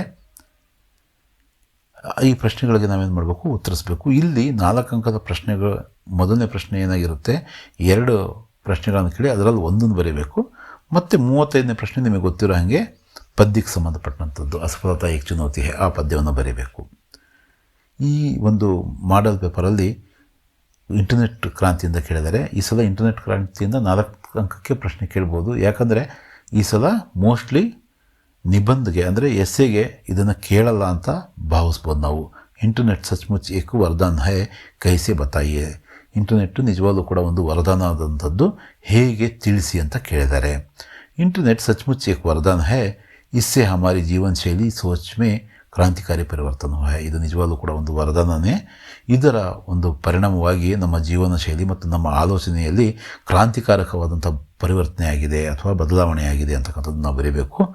ಆಜ್ ಇಂಟರ್ನೆಟ್ ಕೆ ಬಿನಾ ಸಂಚಾರ ವ ಸೂಚನಾ ಕೆ ಕ್ಷೇತ್ರ ಕಮ್ಜೋರ್ ಹೋತೆ ಹೇ. ಇವತ್ತು ಇಂಟರ್ನೆಟ್ ಇಲ್ದಿದ್ರೆ ಈ ವಾರ್ತೆ ಅಂತಕ್ಕಂಥದ್ದು, ಈ ಸುದ್ದಿ ಮಾಧ್ಯಮ ಅಂತಕ್ಕಂಥದ್ದು, ಇದೆಲ್ಲವೂ ಕೂಡ ಏನಾಗುತ್ತೆ, ನಿಂತು ಹೋಗುತ್ತೆ. ಇಂಟರ್ನೆಟ್ನೇ ಪೂರಿ ದುನಿಯಾ ಕೋ ಏಕ್ ಜಗಹ ಲಾ ಖಡಾ ಕಿಯಾ ಹೈ. ಇಂಟರ್ನೆಟ್ ಅಂತಕ್ಕಂಥದ್ದು, ಈ ಸೋಷಿಯಲ್ ನೆಟ್ವರ್ಕಿಂಗ್ ಅಂದರೂ ಕೂಡ ಇಂಟರ್ನೆಟ್ನ ಒಂದು ಕೊಡುಗೆನೇ. ಅದೇನು ಮಾಡಿದೆ, ಇಡೀ ಜಗತ್ತನ್ನು ಒಂದು ಪ್ಲ್ಯಾಟ್ಫಾರ್ಮಲ್ಲಿ, ಒಂದು ಜಾಗದಲ್ಲಿ ಬಂದು ನಿಲ್ಲಿಸಿದೆ. ಹಮಾರೆ ಜೀವನ ಕೆ ಹರ್ ಕ್ಷೇತ್ರ ಮೇ ಇಂಟರ್ನೆಟ್ ಕಾ ಬಹುತ್ ಬಡಾ ಯೋಗದಾನ ಹೈ. ನಮ್ಮ ಜೀವನದ ಪ್ರತಿ ಕ್ಷೇತ್ರದಲ್ಲೂ ಕೂಡ ಇಂಟರ್ನೆಟ್ನ ಬಹಳಷ್ಟು ಒಂದು ಕೊಡುಗೆ ಇದೆ. ಜೈಸೆ ಚಿಕಿತ್ಸಾ, ಕೃಷಿ, ಅಂತರಿಕ್ಷ ಜ್ಞಾನ, ವಿಜ್ಞಾನ, ಶಿಕ್ಷಾ ಆದಿ. ಯಾವ್ಯಾವು ಅಂದರೆ ಚಿಕಿತ್ಸೆ ಆಗಿರ್ಬೋದು, ವೈದ್ಯಕೀಯ ಪದ್ಧತಿ ಆಗಿರ್ಬೋದು, ಕೃಷಿ ಆಗಿರ್ಬೋದು, ನಮ್ಮ ಅಂತರಿಕ್ಷ ಜ್ಞಾನ ಆಗಿರ್ಬೋದು, ನಮ್ಮ ವಿಜ್ಞಾನ, ನಮ್ಮ ಶಿಕ್ಷಣ, ಎಲ್ಲದರಲ್ಲೂ ಕೂಡ ಇದರ ಒಂದು ಪರಿಣಾಮ ವಿಶೇಷವಾದಂಥದ್ದು. ಅತಃ ಇಂಟರ್ನೆಟ್ ಸಚ್ಮುಚ್ ಏಕ್ ವರದಾನ್ ಸಾಬಿತ್ ಹುವಾ ಹೈ. ಹಾಗಾಗಿ ಇಂಟರ್ನೆಟ್ ನಿಜವಾಗ್ಲೂ ಕೂಡ ಏನನ್ನೋದು ಒಂದು ವರದಾನ ಅಂತೇಳ್ಬಿಟ್ಟು ನಾವು ಭಾವಿಸಬಹುದು. ಅಥವಾ ಅಂತಕ್ಕಂಥದ್ದನ್ನು ಕೇಳಿ ಇನ್ನೊಂದು ಪ್ರಶ್ನೆಯನ್ನು ಸೋಷಿಯಲ್ ನೆಟ್ವರ್ಕಿಂಗ್ ಬಗ್ಗೆ ಕೇಳಿದರೆ, ಸೋಷಿಯಲ್ ನೆಟ್ವರ್ಕಿಂಗ್ ಕಾ ಪರಿಚಯ ದೀಜಿಯೇ. ಈ 2 ಪ್ರಶ್ನೆಗಳಲ್ಲಿ ಒಂದು ಪ್ರಶ್ನೆ ಅಂತೂ ನಾಳೆ ಎಕ್ಸಾಮಿಗೆ ನಾವು ಎಕ್ಸ್ಪೆಕ್ಟ್ ಮಾಡಬಹುದು. ಸೋಷಿಯಲ್ ನೆಟ್ವರ್ಕಿಂಗ್ ಏಕ್ ಕ್ರಾಂತಿಕಾರಿ ಖೋಜ್ है. ಸೋಷಿಯಲ್ ನೆಟ್ವರ್ಕಿಂಗ್ ಸಹ ಇಂಟರ್ನೆಟ್ನ ಕೊಡುಗೆಯಾಗಿದ್ದು ಕೂಡ ಇದು ಕೂಡ ಒಂದು ವಿಶೇಷವಾದಂಥ ಒಂದು ಸಂಶೋಧನೆ ಅಂತ ನಾವು ಭಾವಿಸ್ಬೋದು. जिसने दुनिया भर के लोगों को एक जगह ला खड़ा कर दिया है. ಅಲ್ಲಿರ್ತಕ್ಕಂಥ ಪದಗಳನ್ನೇ ನಾವು ಮತ್ತೆ ಇಲ್ಲಿ ಬಳಸಿ ಉತ್ತರವನ್ನು ಮಾಡ್ತಿದ್ದೀವಿ. ಇದು ಕೂಡ ಏನು ಮಾಡಿದೆ, ಜಗತ್ತಿನ ಜನರನ್ನು ಒಂದು ಪ್ಲಾಟ್ಫಾರ್ಮಿಗೆ ತಂದು ನಿಲ್ಲಿಸಿದೆ. ಸೋಷಿಯಲ್ ನೆಟ್ವರ್ಕಿಂಗ್ ಕೆ ಕೈ ಸೈಟ್ಸ್ हैं जैसे फेसबुक, आर्कुट, ट्विटर, लिंक्डइन आदि. ಇದರ ಸೈಟ್ಗಳನ್ನು ನಾವು ಪಟ್ಟಿ ಮಾಡಬೇಕು. ಫೇಸ್ಬುಕ್ಕು, ಆರ್ಕುಟು, ಟ್ವಿಟರ್ आदि ಅಂತ. इन साइटों के कारण देश विदेश के लोगों की रहन सहन, वेशभूषा, खान पान के अलावा संस्कृति, कला आदि का प्रभाव शीघ्र हमारे समाज पर पड़ रहा है. ನಮ್ಮ ಒಂದು ಇರುವಿಕೆ, ನಮ್ಮ ಒಂದು ಆಹಾರ ಪದ್ಧತಿಗಳು, ನಮ್ಮ ಒಂದು ವೇಷಭೂಷಣಗಳು ಇವೆಲ್ಲವೂ ಕೂಡ ಬೇರೆಯವರಿಗೂ ಗೊತ್ತಾಗ್ತಾ ಇದ್ದಾವೆ ಮತ್ತು ಬೇರೆಯವರ ಆ ರೀತಿಯ ಪದ್ಧತಿಗಳು ನಮ್ಮ ಮೇಲೂ ಕೂಡ ಪ್ರಭಾವ ಬೀರ್ತಿದ್ದಾವೆ. ಇದನ್ನು ಇಲ್ಲಿ ನಾವು ಬರಿಬೇಕು. 35ನೇ ಪ್ರಶ್ನೆ ನಮಗೆಲ್ಲರಿಗೂ ಗೊತ್ತಿರೋ ಹಾಗೆ ಪದ್ಯವನ್ನು ಪೂರ್ಣಗೊಳಿಸ್ತಕ್ಕಂಥದ್ದು. ಅಸಫಲತಾ ಆ ಒಂದು ಕೋಶಿಶ್ ಕರ್ನೆ ವಾಲೋಂ ಕಿ ಕಭಿ ಹಾರ್ ನಹೀ ಹೋತಿ ಈ ಒಂದು ಕವಿತೆಯ ಇದು ಸಾಧ್ಯ ಆದರೆ ಇದನ್ನು ಬರೀರಿ. ಕವಿತಾ ಕೋಶಿಶ್ ಕರ್ನೆ ವಾಲೋಂ ಕಿ ಕಭಿ ಹಾರ್ ನಹೀ ಹೋತಿ, ಕವಿ ಶ್ರೀ ಸೋಹನ್ ಲಾಲ್ ದ್ವಿವೇದಿ. ಇದನ್ನು ನಾವು ಬರೆದರೆ ಒಳ್ಳೆಯದು. ಪದ್ಯವನ್ನು 4 ಲೈನ್ ಕೇಳಿದರೆ ನಾವು 6 ಲೈನ್ ಯಾಕೆ ಬರಿತಾ ಇದ್ದೀವಪ್ಪ ಅಂದರೆ ನಮಗೆ ಗೊತ್ತಿದೆ ಅಂತಕ್ಕಂಥದ್ದನ್ನು ನಾವು ಇವ್ಯಾಲ್ಯುವೇಟ್ರಿಗೆ ಅರ್ಥ ಆಗಬೇಕು. ಆದ್ದರಿಂದ ನಾವೇನು ಮಾಡ್ತಿದ್ದೀವಿ, ಈ ಅಷ್ಟನ್ನು ಕೂಡ ಬರೆಯೋ ಒಂದು ಪ್ರಯತ್ನ ಮಾಡೋಣ.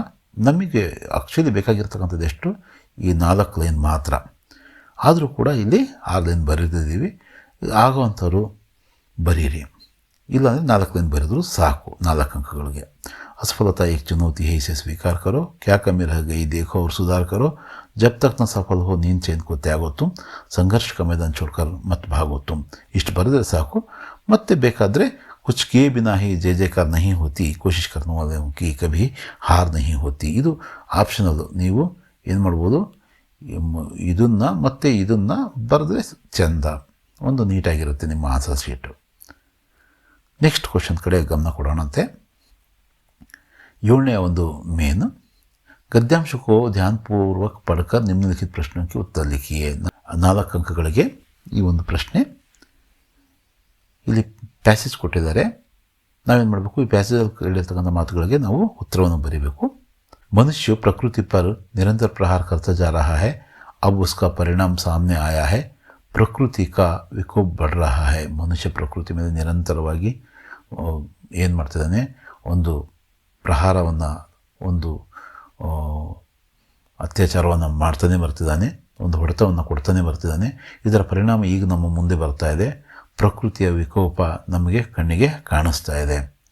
ಜೈಸೆ ಜಲಮಾಲಿನ್ಯ ಸೇ ಜಲಚರ ಮರ ರಹೆ ಹೇ. ಜಲಮಾಲಿನ್ಯದಿಂದ ಜಲಚರಗಳು ಸಾಯ್ತದವೆ. ನಾವು ಜಸ್ಟ್ 30-40 ವರ್ಷದ ಹಿಂದೆ ನಾವು ಕುಡಿಯೋದಕ್ಕೆ ಯೋಗ್ಯವಾದಂತಹ ಕೆರೆ, ಹಳ್ಳ, ಕೊಳ್ಳ, ನದಿಯ ನೀರು ಇವತ್ತು ಮುಟ್ಟೋದಕ್ಕೂ ಕೂಡ ಆಗಲ್ಲ. ಆ ರೀತಿ ನಾವೇನು ಮಾಡಿದ್ದೀವಿ, ಜಲಮಾಲಿನ್ಯವನ್ನು ಮಾಡಿದ್ದೀವಿ. ಪಾನಿ ಪೀನಿ ಯೋಗ್ಯ ನಹೀ ರಹ ಗಯಾ ಹೈ. ಈ ಕಾರಣದಿಂದ ಕುಡಿಯೋದಕ್ಕೆ ನೀರು ಯೋಗ್ಯವಾಗಿಲ್ಲ. ವಾಯು ಮಾಲಿನ್ಯಕ್ಕೆ ಕಾರಣ ಆಮ್ಲ ವರ್ಷ ಹೊರಗೆ. ಈ ವಾಯು ಮಾಲಿನ್ಯವಾದ ಕಾರಣದಿಂದಾಗಿ ಈ ಆಮ್ಲೀಯ ಮಳೆ ಆಗ್ತಾ ಇದೆ, ಆ್ಯಸಿಡ್ ಮಳೆ ಅಂತೀವಲ್ಲ, ಅದಾಗ್ತಾ ಇದೆ. ಇಸ್ಸೆ ಸಾಸ್ ಸೆ ಸಂಬಂಧಿತ ಬಿಮಾರಿಯಾ ಫೈಲ್ ರಹಿ ಹೈ. ಈ ಕಾರಣದಿಂದಾಗಿ ನಮ್ಮ ಶ್ವಾಸಕೋಶಕ್ಕೆ ಸಂಬಂಧಪಟ್ಟಂತಹ ಕಾಯಿಲೆಗಳು ಹೆಚ್ಚುತ್ತಾ ಇದ್ದಾವೆ. ಅಬ್ ಆದ್ಮಿ ಕಿ ಆಂಖೆ ಖುಲ್ ಗಯಿ ಹೈ ಅಂತ ಇಲ್ಲಿ ಹೇಳ್ತಿದ್ದಾರೆ. ಮನುಷ್ಯನ ಕಣ್ಣುಗಳು ಈಗ ಓಪನ್ ಆಗಿದ್ದಾವೆ. ಪ್ರದೂಷಣಕ್ಕೂ ದೂರ ಕರ್ನೆಕ್ಕೆ ಉಪಾಯ ಸೋಚ ರಹಾ ಹೈ. ಸೀರಿಯಸ್ ಆಗಿ ನನಗೇನು ಅನಿಸಲ್ಲ, ಈಗಲೂ ಕೂಡ ನಾವು ಎಚ್ಚೆತ್ಕೊಂಡಿದ್ದೀವಿ ಅಂತ. ಬಟ್ ಇಲ್ಲಿ ಏನು ಹೇಳಿದ್ದಾರೆ, ಈಗ ಮನುಷ್ಯನ ಕಣ್ಣುಗಳು ಅಂದರೆ ನಮ್ಮ ಕಣ್ಣುಗಳು ಈಗ ಓಪನ್ ಆಗಿದ್ದಾವೆ. ನಾವು ಈ ಒಂದು ಪರಿಸರ ಮಾಲಿನ್ಯ ತಡೆಯುವ ಒಂದು ಉಪಾಯಗಳನ್ನು ಆಲೋಚನೆ ಮಾಡ್ತಿದ್ದೀವಿ ಅಂತ. ಹಾಗಾದರೆ ನಿಜವಾಗ್ಲೂ ತುಂಬ ಒಳ್ಳೆಯದು, ಒಳ್ಳೆ ಸ್ಟೆಪ್ ಅದು. ಪ್ರಕೃತಿಕ ವಿಕೋಪ ಕ್ಯೋ ಬಡ್ ರಹಾ ಹೈ. ನಾವು ಏನು ಮಾಡಿದ್ವಿ, ಇಲ್ಲಿ ಉತ್ತರವನ್ನು ಇಲ್ಲಿಂದ ಇಲ್ಲಿವರೆಗೂ ಇದರ ಉತ್ತರವನ್ನು ಬರೆದಿದ್ದೀವಿ. ಏನು ಬರೆದಿದ್ದೀವಿ, ಪ್ರಕೃತಿಯ ವಿಕೋಪ ಯಾಕೆ ಜಾಸ್ತಿ ಆಗ್ತಾ ಇದೆ ಅಂತ ಕೇಳಿದರೆ, ಮನುಷ್ಯ ಪ್ರಕೃತಿ ಪರ್ ನಿರಂತರ ಪ್ರಹಾರ ಕರ್ ರಹಾ ಹೈ, ಅಬ್ ಉಸ್ಕಾ ಪರಿಣಾಮ ಸಾಮನೆ ಆಯಾ ಹೈ, ಪ್ರಕೃತಿ ಕಾ ವಿಕೋಪ ಬಡ್ ರಹಾ ಹೈ ಅಂತ ನಾವು ಬರೆದ್ವಿ. 2ನೇ ಪ್ರಶ್ನೆ ಏನು ಕೇಳಿದರೆ, ಪಾನಿ ಪೀನಿ ಯೋಗ್ಯ ನಹೀ ರಹ ಗಯಾ ಹೈ ಕ್ಯೂ ಅಂತ. ಕುಡಿಯೋದಕ್ಕೆ ನೀರು ಯಾಕೆ ಯೋಗ್ಯವಾಗಿಲ್ಲ ಅಂತ. ಜಲ್ ಮಾಲಿನ್ಯ ಸೆ ಜಲಚರ ಮರ್ ರಹೆ ಹೈ, ಪಾನಿ ಪೀನಿ ಯೋಗ್ಯ ನಹೀ ರಹ ಗಯಾ ಹೈ. 3ನೇ ಒಂದು ಪ್ರಶ್ನೆ, ಸಾಸಿಗೆ ಸಂಬಂಧಿತ ಬಿಮಾರಿ ಕ್ಯೂ ಫೈಲ್ ರಹಿ ಹೈ ಅಂದರೆ ಶ್ವಾಸಕೋಶಕ್ಕೆ ಸಂಬಂಧಪಟ್ಟಂಥವು ನಾವು ಆ ಒಂದು ಕಾಯಿಲೆಗಳು ಯಾಕೆ ಹೆಚ್ಚುತ್ತಾ ಇದ್ದಾವೆ ಅಂತ. वायु मालिन्यದಿಂದಾನೆ वायु मालिन्य के कारण आम्ल वर्षा हो रही है, इससे सांस से संबंधित बीमारियां फैल रही हैं। ಇದು ಇಲ್ಲಿಂದ ಇಲ್ಲಿ ನೋಡ್ರಿ, ವಾಯು ಮಾಲಿನ್ಯಕ್ಕೆ ಕಾರಣ ಆಮ್ಲ ವರ್ಷ हो रही है ಇಲ್ಲಿವರೆಗೂ ನಾವು ಇದನ್ನು ಬರೆದ್ವಿ। ನಾಲ್ಕನೆಯ ಒಂದು ಪ್ರಶ್ನೆ ಏನು, ಅಬ್ ಮನುಷ್ಯ ಕ್ಯಾ ಸೂಚ ರहा है, ಈಗ ಮನುಷ್ಯ ಎಚ್ಚೆತ್ತುಕೊಂಡಿದ್ದಾನೆ, ಏನು ಯೋಚನೆ ಮಾಡ್ತಿದ್ದಾನೆ ಅಂತಕ್ಕಂಥದ್ದನ್ನು। अब आदमी की आंखें खुल गई हैं, वह प्रदूषण को दूर करने के उपाय सोच रहा है। ಇದನ್ನು ನಾವೇನು ಮಾಡಬೇಕು, ಅದನ್ನು ಇಲ್ಲಿ ಬರಿಬಹುದು।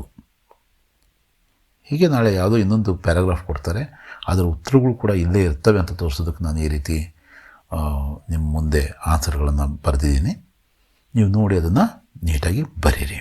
दिए गए संकेत बिंदुओं के आधार पर 12 से 15 वाक्यों में किसी एक विषय पर निबंध लिखिए। 4 ಅಂಕಕ್ಕೆ 3 ಆಪ್ಷನ್ ಕೊಟ್ಟಿರ್ತಾರೆ, ಯಾವುದಾದ್ರು ಒಂದನ್ನು ನಾವು ಬರೀಬೇಕು। ಇಲ್ಲಿ ಆಬಾದಿಕಿ ಸಮಸ್ಯೆ ಅಂತ ಕೇಳಿದರೆ, ಜನಸಂಖ್ಯೆಗೆ ಸಮಸ್ಯೆ ಅಂತ ನಮ್ಮ ಟೆಕ್ಸ್ಟ್ ಬುಕ್ಕಲ್ಲಿ ಆಲ್ರೆಡಿ ಒಂದು ನಿಬಂಧ ಇದೆ, ಎಸ್ಸೆ ಇದೆ।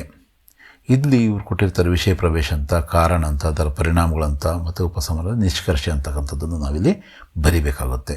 ನಿಮ್ಮ ಟೆಕ್ಸ್ಟ್ ಬುಕ್ಕಲ್ಲಿ ಇರ್ತಕ್ಕಂಥದ್ದನ್ನೇ ಇದನ್ನು ನಾವು ಒಂದು ಸಲ ನೋಡೋದಾದರೆ, ವಿಷಯ ಪ್ರವೇಶ ಅಂತಕ್ಕಂಥದ್ದನ್ನು ನಾವು ಬರೆದು, जनसंख्या की समस्या सामान्य रूप से विश्व की समस्या है। जनसंख्या ಒಂದು ಸಮಸ್ಯೆ ಸಾಮಾನ್ಯ ರೂಪದಿಂದ ವಿಶ್ವ ಮಟ್ಟದ ಸಮಸ್ಯೆ। ಪ್ರತಿ 3 ಸೆಕೆಂಡ್ में ಪ್ರತಿ 3 ಸೆಕೆಂಡಲ್ಲಿ ಇಬ್ಬರು ಮಕ್ಕಳು ಹುಟ್ಟುತ್ತಾರೆ। परंतु भारत में यह समस्या विशेष रूप से विकट बन गई है। ಭಾರತದಲ್ಲೂ ಕೂಡ ಈ ಸಮಸ್ಯೆ ತುಂಬ ವಿಶೇಷವಾಗಿ ಏನಾಗಿದೆ, ವಿಕಟಿಸಿದೆ। भारत क्षेत्रफल की दृष्टि से विश्व के 7वां देश है। ನಾವು ಕ್ಷೇತ್ರಫಲದ ದೃಷ್ಟಿಯಿಂದ, ಏರಿಯಾದ ದೃಷ್ಟಿಯಿಂದ ನಾವು ನೋಡಿದರೆ ನಾವು 7ನೇ ಸ್ಥಾನದಲ್ಲಿದ್ದೀವಿ, 7ನೆಯ ದೊಡ್ಡ ದೇಶ ನಮ್ಮದು। ಪರಂತು ಜನಸಂಖ್ಯೆ ದೃಷ್ಟಿ ಸೇ ದೂಸರೆ ಸ್ಥಾನ ಪರ್ ಹೈ, ನಾವು ಆದರೆ ನಾವು ಜನಸಂಖ್ಯೆ ದೃಷ್ಟಿಯಿಂದ 2ನೇ ಸ್ಥಾನದಲ್ಲಿದ್ದೀವಿ। ಆದಷ್ಟು ಬೇಗ ಮೊದಲನೇ ಸ್ಥಾನಕ್ಕೂ ಹೋಗೋ ಅವಕಾಶ ಇದೆ, ಚೀನಾವನ್ನು ಹಿಂದಿಕ್ಕೋ ಅವಕಾಶ ಕೂಡ ಇದೆ। ಯಹ ಕೇವಲ ಚೀನ್ ಸೇ ಪೀಛೆ ಹೈ, ಈಗಲೇ ಮಾತಾಡ್ದಂಗೆ ನಾವು ಚೀನಿಂದ ಮಾತ್ರ ಹಿಂದೆ ಇದ್ದೀವಿ। ಈ ಸಮಯ ಭಾರತ ಕಿ ಜನಸಂಖ್ಯಾ 125 ಕರೋಡ್ ಸೇ ಅಧಿಕ ಹೈ, 125 ಕೋಟಿ ಅಂತ ಹೇಳ್ತಾರೆ, 135 ಕೋಟಿ ದಾಟಿದೆ ಅಂತೆ। जनसंख्या वृद्धि की वर्तमान गति से अनुमान है कि सन 2020 ईस्वी तक भारत की जनसंख्या 125 करोड़ से कई गुना अधिक होगी। ಅದೇ 136 ಕೋಟಿಯನ್ನು ನಾವು ಈಗ ಇದೀವಂತೆ, ಅದನ್ನು ಇಲ್ಲಿ ಹೇಳ್ತಿದ್ದಾರೆ। ಜನಸಂಖ್ಯಾ ಅದು ಕಾರಣ ಅಂತ ಕೇಳ್ತಾರಲ್ಲ, ಜನಸಂಖ್ಯಾ ಮೇ ವೃದ್ಧಿಗೆ ಕಾರಣ ಏನೇನು ಕಾರಣಗಳಿವೆ ಅಂತಕ್ಕಂಥದ್ದು ನಾವು ಪಟ್ಟಿ ಮಾಡೋದಾದರೆ, विज्ञान की उन्नति के साथ चिकित्सा एवं स्वास्थ्य के सुविधाओं में उन्नति हुई है। ವಿಜ್ಞಾನದ ಉನ್ನತಿಯ ಕಾರಣದಿಂದ ನಮ್ಮ ವೈದ್ಯ ಪದ್ಧತಿ ಕೂಡ ಒಂದು ಚೆನ್ನಾಗಾಗಿ ಇಲ್ಲಿ ಶಿಶು ಮರಣ ಅಂತಕ್ಕಂಥ ಪ್ರಮಾಣ ಅದು ಕಡಿಮೆ ಆಗಿದೆ, ಇದು ಕೂಡ ಒಂದು ಕಾರಣ। ಫಲತಃ जन्म लेने वाले शिशुओं की मृत्यु दर में कमी हुई है तथा औसत आयु में वृद्धि हुई है। ಮತ್ತು ಸಾಮಾನ್ಯ ನಮ್ಮ ಒಂದು ವಯಸ್ಸು ಕೂಡ ಏನಾಗ್ತಾ ಇದೆ, ಸರಾಸರಿ ವಯಸ್ಸು ಕೂಡ ಜಾಸ್ತಿ ಆಗ್ತಾ ಇದೆ। यानी आजकल एक भारतवासी पहले की अपेक्षा अधिक समय तक ಜೀವಿತ रहता है। ಈಗ ಮನುಷ್ಯ ಮೊದಲಿಗೆ ನಾವು ಕಂಪೇರ್ ಮಾಡ್ಕೊಂಡ್ರೆ ಈಗ ಹೆಚ್ಚು ಕಾಲ ಬದುಕೋದಕ್ಕೆ ಅವಕಾಶ ಇದೆ, ಇದು ಒಂದು ಒಳ್ಳೆಯ ಕಾರಣನೇ। ಎರಡನೇದು, ಪ್ರಾಚೀನ ಮಾನ್ಯತಾओं के अनुसार बच्चे भगवान की देन है। ಭಾಳಷ್ಟು ಜನ ಏನು ಭಾವಿಸ್ತಾರೆ ಅಂದರೆ, ಮಕ್ಕಳು ಭಗವಂತನ ಕೊಡುಗೆ, ನಾವು ಮಕ್ಕಳನ್ನು ಅದನ್ನು ತಡಿಬಾರ್ದು ಅಂತ। ಆದರೆ ಇಬ್ಬರು ಮಕ್ಕಳು ಅಂತಕ್ಕಂಥದ್ದೇ ಶ್ರೇಷ್ಠವಾದಂಥದ್ದು, ಸರಿಯಾದಂಥದ್ದು। ನಾವು ಸುಮ್ಮನೆ ಮಾತಾಡ್ತಕ್ಕಂಥದ್ದಲ್ಲ, ಪ್ರಾಕ್ಟಿಕಲ್ಲಾಗಿ ಕೂಡ ನಾಳೆ ನೀವು ಕೂಡ ಮುಂದೆ ಪೇರೆಂಟ್ಸ್ ಆಗೋರಿದ್ದೀರಾ, ಇಬ್ಬರು ಮಕ್ಕಳು ಅಂತಕ್ಕಂಥದ್ದನ್ನು ಮನಸ್ಸಿನಲ್ಲಿ ಇಟ್ಕೊಂಡು ನಾವು ಮುಂದಕ್ಕೆ ಸಾಗಬೇಕು। अत एवं परिवार नियोजन जैसे उपायों को सामान्यतः अच्छी नज़र से नहीं देखा जाता है।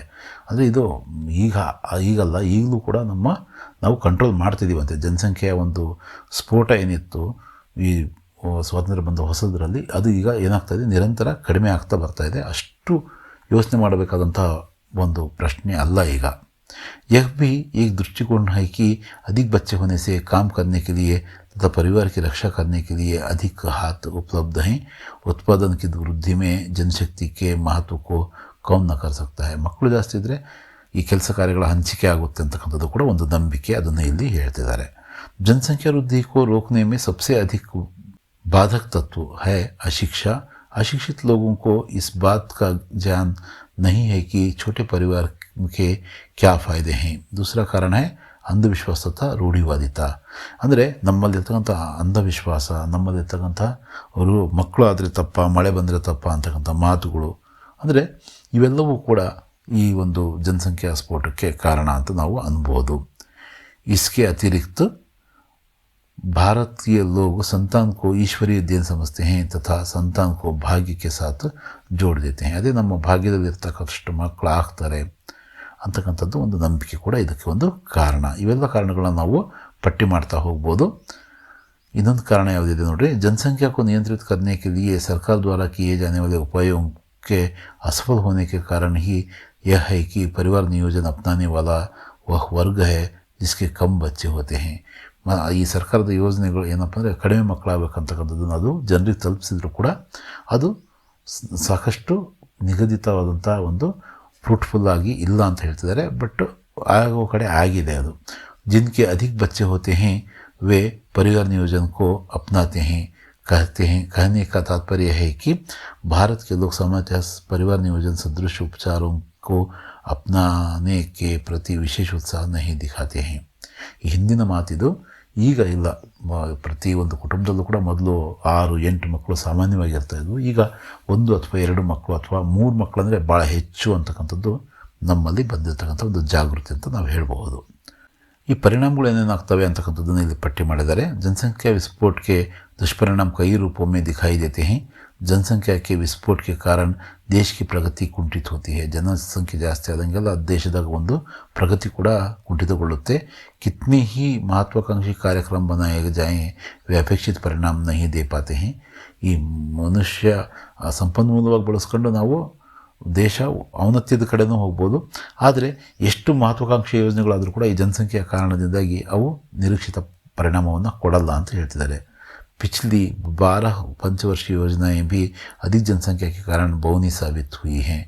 ಈ ಪಂಚವಾರ್ಷಿಕ ಯೋಜನೆಗಳು ಏನು ನೆಹರು ಅವರು ತಂದಿದ್ರು ಈ ಜನಸಂಖ್ಯೆಯ ಕಾರಣದಿಂದಾಗಿ ಅವಷ್ಟು ಕೂಡ ನಿರೀಕ್ಷಿತವಾದಂಥ ಒಂದು ಫಲವನ್ನು ಕೊಡಲಿಲ್ಲ ಅಂತ ಹೇಳ್ಬಿಟ್ಟು ಇಲ್ಲಿ ಹೇಳ್ತಾ ಇದ್ದಾರೆ. ಈ ರೀತಿಯ ಕೆಲವು ಪರಿಣಾಮಗಳನ್ನು ಇಲ್ಲಿ ಇದು ಮಾಡಿದ್ದಾರೆ. ಮತ್ತು ಇದಕ್ಕೆ ಮಾಡ್ಬೋದಾದಂತಹ ನಾವು ಕೈಗೊಳ್ಳಬಹುದಾದಂತಹ ಒಂದು ಉಪಚಾರ ಅಂದರೆ ಅದನ್ನು ನಾವು ಹೇಗೆ ತಡೆಯಬಹುದು ಅಂತಕ್ಕಂಥದ್ದನ್ನು ಕೂಡ ಇಲ್ಲಿ ಚರ್ಚೆ ಮಾಡಿದ್ದಾರೆ. हम सबका यह कर्तव्य है कि इस समस्या के निराकरण में पूरा योगदान दें. ಅಂದರೆ ಮಾತಿಗೋಸ್ಕರ ಮಾತಾಡಿದರೆ ಕೃತಿಯಲ್ಲೂ ಕೂಡ ಇಬ್ಬರು ಮಕ್ಕಳು ಅಂದರೆ ಇಬ್ಬರು ಮಕ್ಕಳು ಸಾಕು ಅಂತಕ್ಕಂಥದ್ದು, ಅದು ಗಂಡಾಗಲಿ ಹೆಣ್ಣಾಗಲಿ ಆ ಭೇದ. ಈಗ ಹೆಣ್ಣಾದರೆ ಒಂದು ಗಂಡು ಮಗು ಆದರೂ ಆಗಲಿ ಅಥವಾ ಗಂಡಾಗಿದ್ದರೆ ಒಂದು ಹೆಣ್ಣು ಮಗು ಆಗಲಿ ಅಂತೇಳ್ಬಿಟ್ಟು ಈ ಕುಟುಂಬದ ಹಿರಿಯರ ಒಂದು ಒತ್ತಡದಿಂದ ಮಕ್ಕಳು ಜಾಸ್ತಿ ಆಗ್ತಾರೆ. ಇದನ್ನು ನಾವು ನಿರಾಕರಿಸಬೇಕು. ಇದನ್ನು ಗಂಡಾಗಲಿ ಹೆಣ್ಣಾಗಲಿ ಇಬ್ಬರೇ ಮಕ್ಕಳು ಸಾಕು ಅಂತಕ್ಕಂಥದ್ದು ಮಾತು ನಮ್ಮಲ್ಲಿ ಬರಬೇಕು ಅಂತ ಇಲ್ಲಿ ಹೇಳ್ತಿದ್ದಾರೆ. ಈ ರೀತಿಯ ಒಂದಷ್ಟು ಉಪಚಾರದ ಮಾತುಗಳನ್ನು ಇಲ್ಲಿ ಹೇಳ್ತಾ ಇದ್ದಾರೆ. ಮತ್ತು ಇದರ ಉಪಸಂಹಾರ ಏನು ಕೊಟ್ಟಿದ್ದಾರೆ, हमारे देश के विकास में जनसंख्या की वृद्धि एक बहुत बड़ी बाधा है. यातायात, शिक्षा, रोजगार आदि विविध क्षेत्रों में जनसंख्या की वृद्धि सिरदर्द बन गई है. ಅಂದರೆ ನಮ್ಮಲ್ಲಿ ಈ ಸಮಸ್ಯೆ ಇರೋದು ನಿಜ, ಅದನ್ನು ಇಲ್ಲಿ ಹೇಳ್ತಿದ್ದಾರೆ. ಎಲ್ಲ ಒಂದು ಕ್ಷೇತ್ರಗಳಲ್ಲೂ ಕೂಡ ಜನಸಂಖ್ಯೆ ಕಾರಣದಿಂದಾಗಿ ಸ್ವಲ್ಪ ತಲೆನೋವಿನ ವಿಷಯ. ಸಿರದರ್द ಅಂದರೆ ತಲೆನೋವಿನ ವಿಷಯನೇ ಇದು. इस समस्या से छुटकारा पाने का एक उपाय है देश का प्रत्येक नागरिक इस समस्या का हल करने में सहायक हो. हमें निम्न पंक्तियाँ जन जन तक पहुँचानी चाहिए. ಇಲ್ಲಿರ್ತಕ್ಕಂಥ ಮಾತು ಏನಿದೆ ಅದು ಎಲ್ಲರಿಗೂ ಸೇರಬೇಕು. ಸುಖಮಯ ಜೀವನ ಕಾ ಯಹ ಸಾರ್ 2 ಬಚ್ಚೋं का हो ಪರಿವಾರ. ಇಬ್ಬರು ಮಕ್ಕಳ ಒಂದು ಕುಟುಂಬ ಸುಖವಾದಂಥ ಕುಟುಂಬ ಅಂತಕ್ಕಂಥ ಮಾತನ್ನು ಪ್ರತಿಯೊಬ್ಬರಿಗೂ ಕೂಡ ನಾವು ತಲುಪಿಸ್ಬೇಕು ಅಂತ ಇಲ್ಲಿ ಹೇಳ್ತಿದ್ದಾರೆ. ನೆಕ್ಸ್ಟು ವನ ಮಹೋತ್ಸವ ಅಂತಕ್ಕಂಥ ಒಂದು ನಿಬಂಧವನ್ನು ಕೇಳಿದರೆ ಇದರಲ್ಲೂ ಕೂಡ ವಿಷಯ ಪ್ರವೇಶ, ವನೋಂ ಕಾ ಉಪಯೋಗ, ವನೋಂ ಕಾ ನಾಶ್, ಉಪಸಂಹಾರ ಅಂತಕ್ಕಂಥದ್ದು. ಇದರ ನಂತರ ಕರ್ನಾಟಕ ಸಂಪದದಿಂದ ಒಂದು ನಿಬಂಧ ಕೇಳಿದಾರಂತ ಅದನ್ನು ನಾವು ವಿವರಿಸೋಣಂತೆ.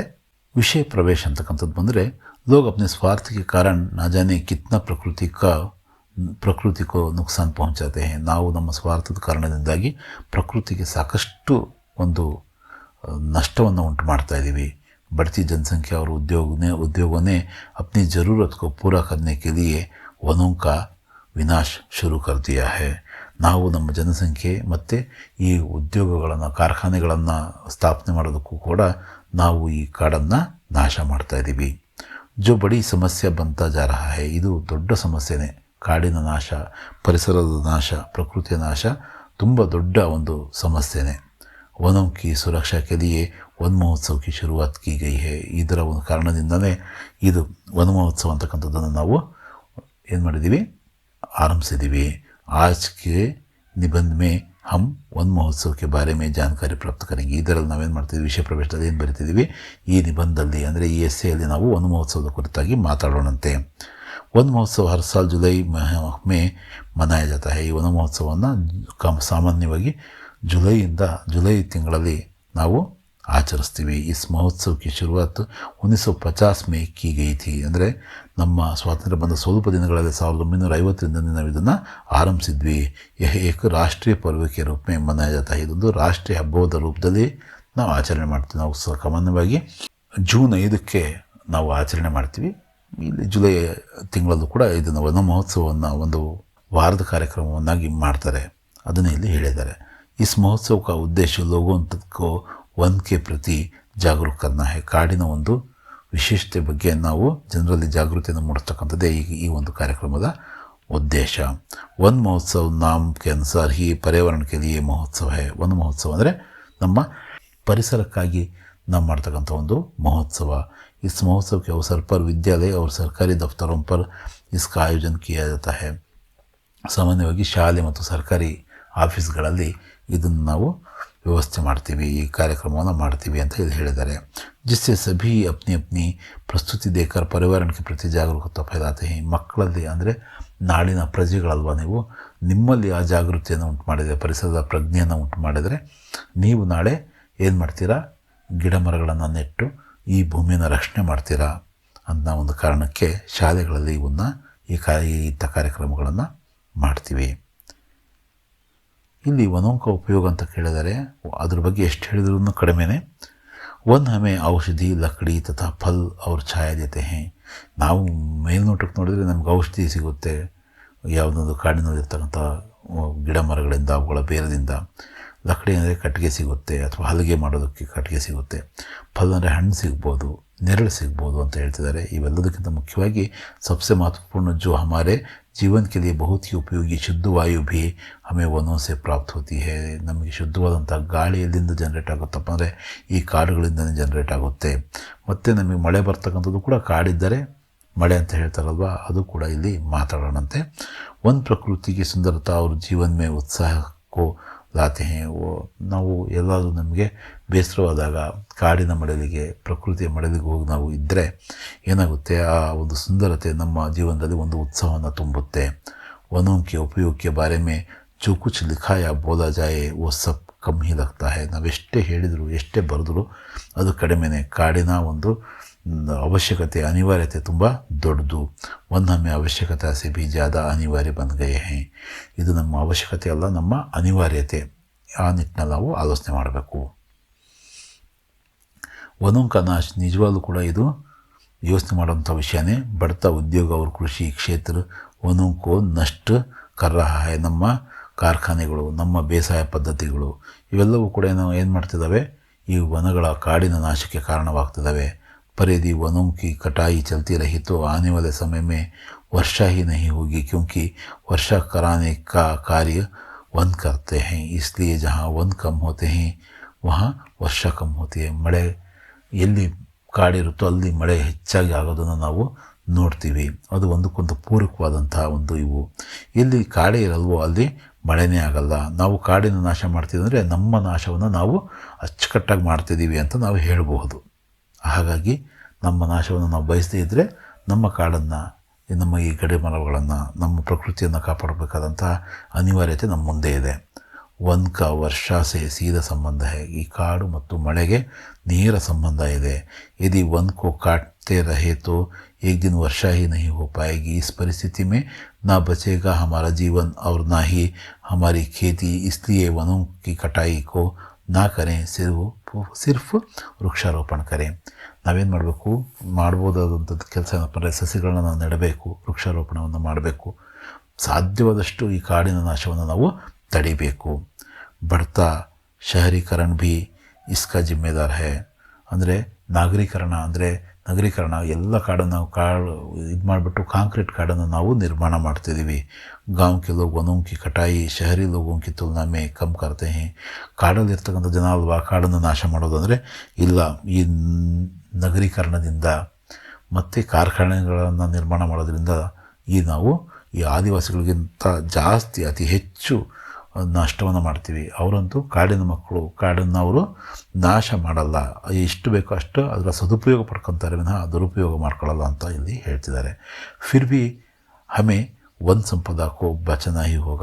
ಏನು ನಾವೆಲ್ಲರೂ ಸೇರಿ, ಹಳ್ಳಿಯವರು, ಪಟ್ಟಣದವರು, ಮತ್ತೊಬ್ಬರು ಅಂದೇ ಎಲ್ಲರೂ ಸೇರಿ ನಾವೇನು ಮಾಡಬೇಕು, ಕಾಡಿನ ನಾಶವನ್ನು ತಪ್ಪಿಸ್ಬೇಕು, ಒಂದು ಸಂಪತ್ತನ್ನು ಕಾಪಾಡಬೇಕು.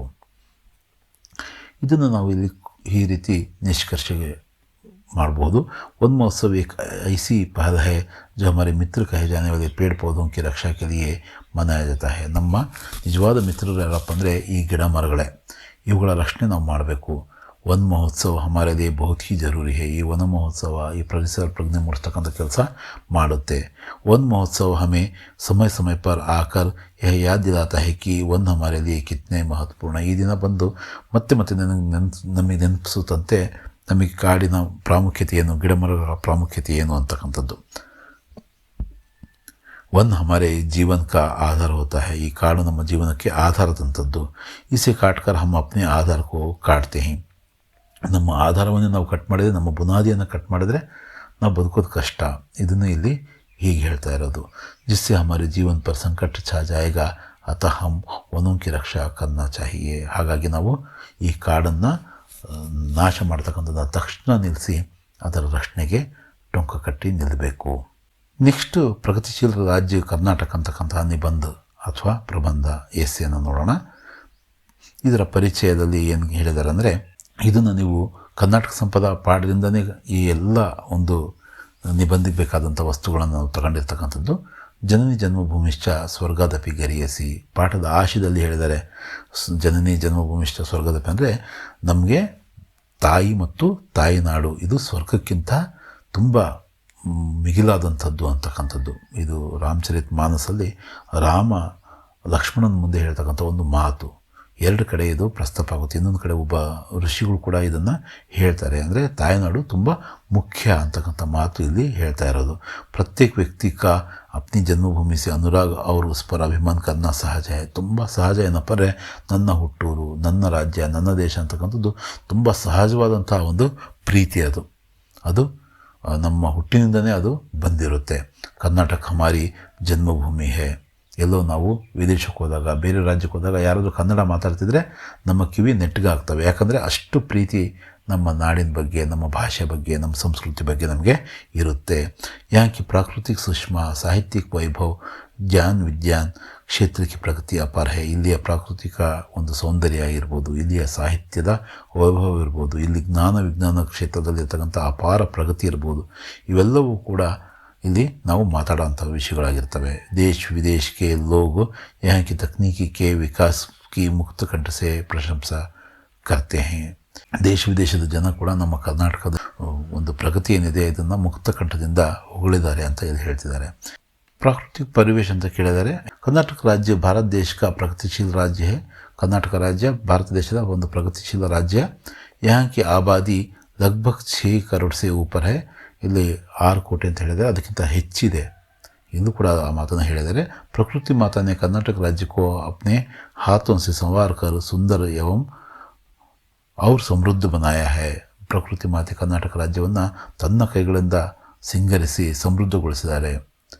ಕರ್ನಾಟಕಿ ಪ್ರಾಕೃತಿಕ ಸುಷ್ಮಾ ನಯನ ಮನೋಹರ. ಇಲ್ಲಿಯ ಒಂದು ಪ್ರಕೃತಿ ಸಂಪತ್ತು ನಯನ ಮನೋಹರವಾದಂಥದ್ದು. ಪಶ್ಚಿಮ ವಿಶಾಲ ಅರಬ್ಬಿ ಸಮುದ್ರ ಲಹರಾತ है. ನಮ್ಮ ಪಶ್ಚಿಮಕ್ಕೆ, ನಮ್ಮ ರಾಜ್ಯದ ಪಶ್ಚಿಮಕ್ಕೆ ಅರಬ್ಬಿ ಸಮುದ್ರವಿದೆ.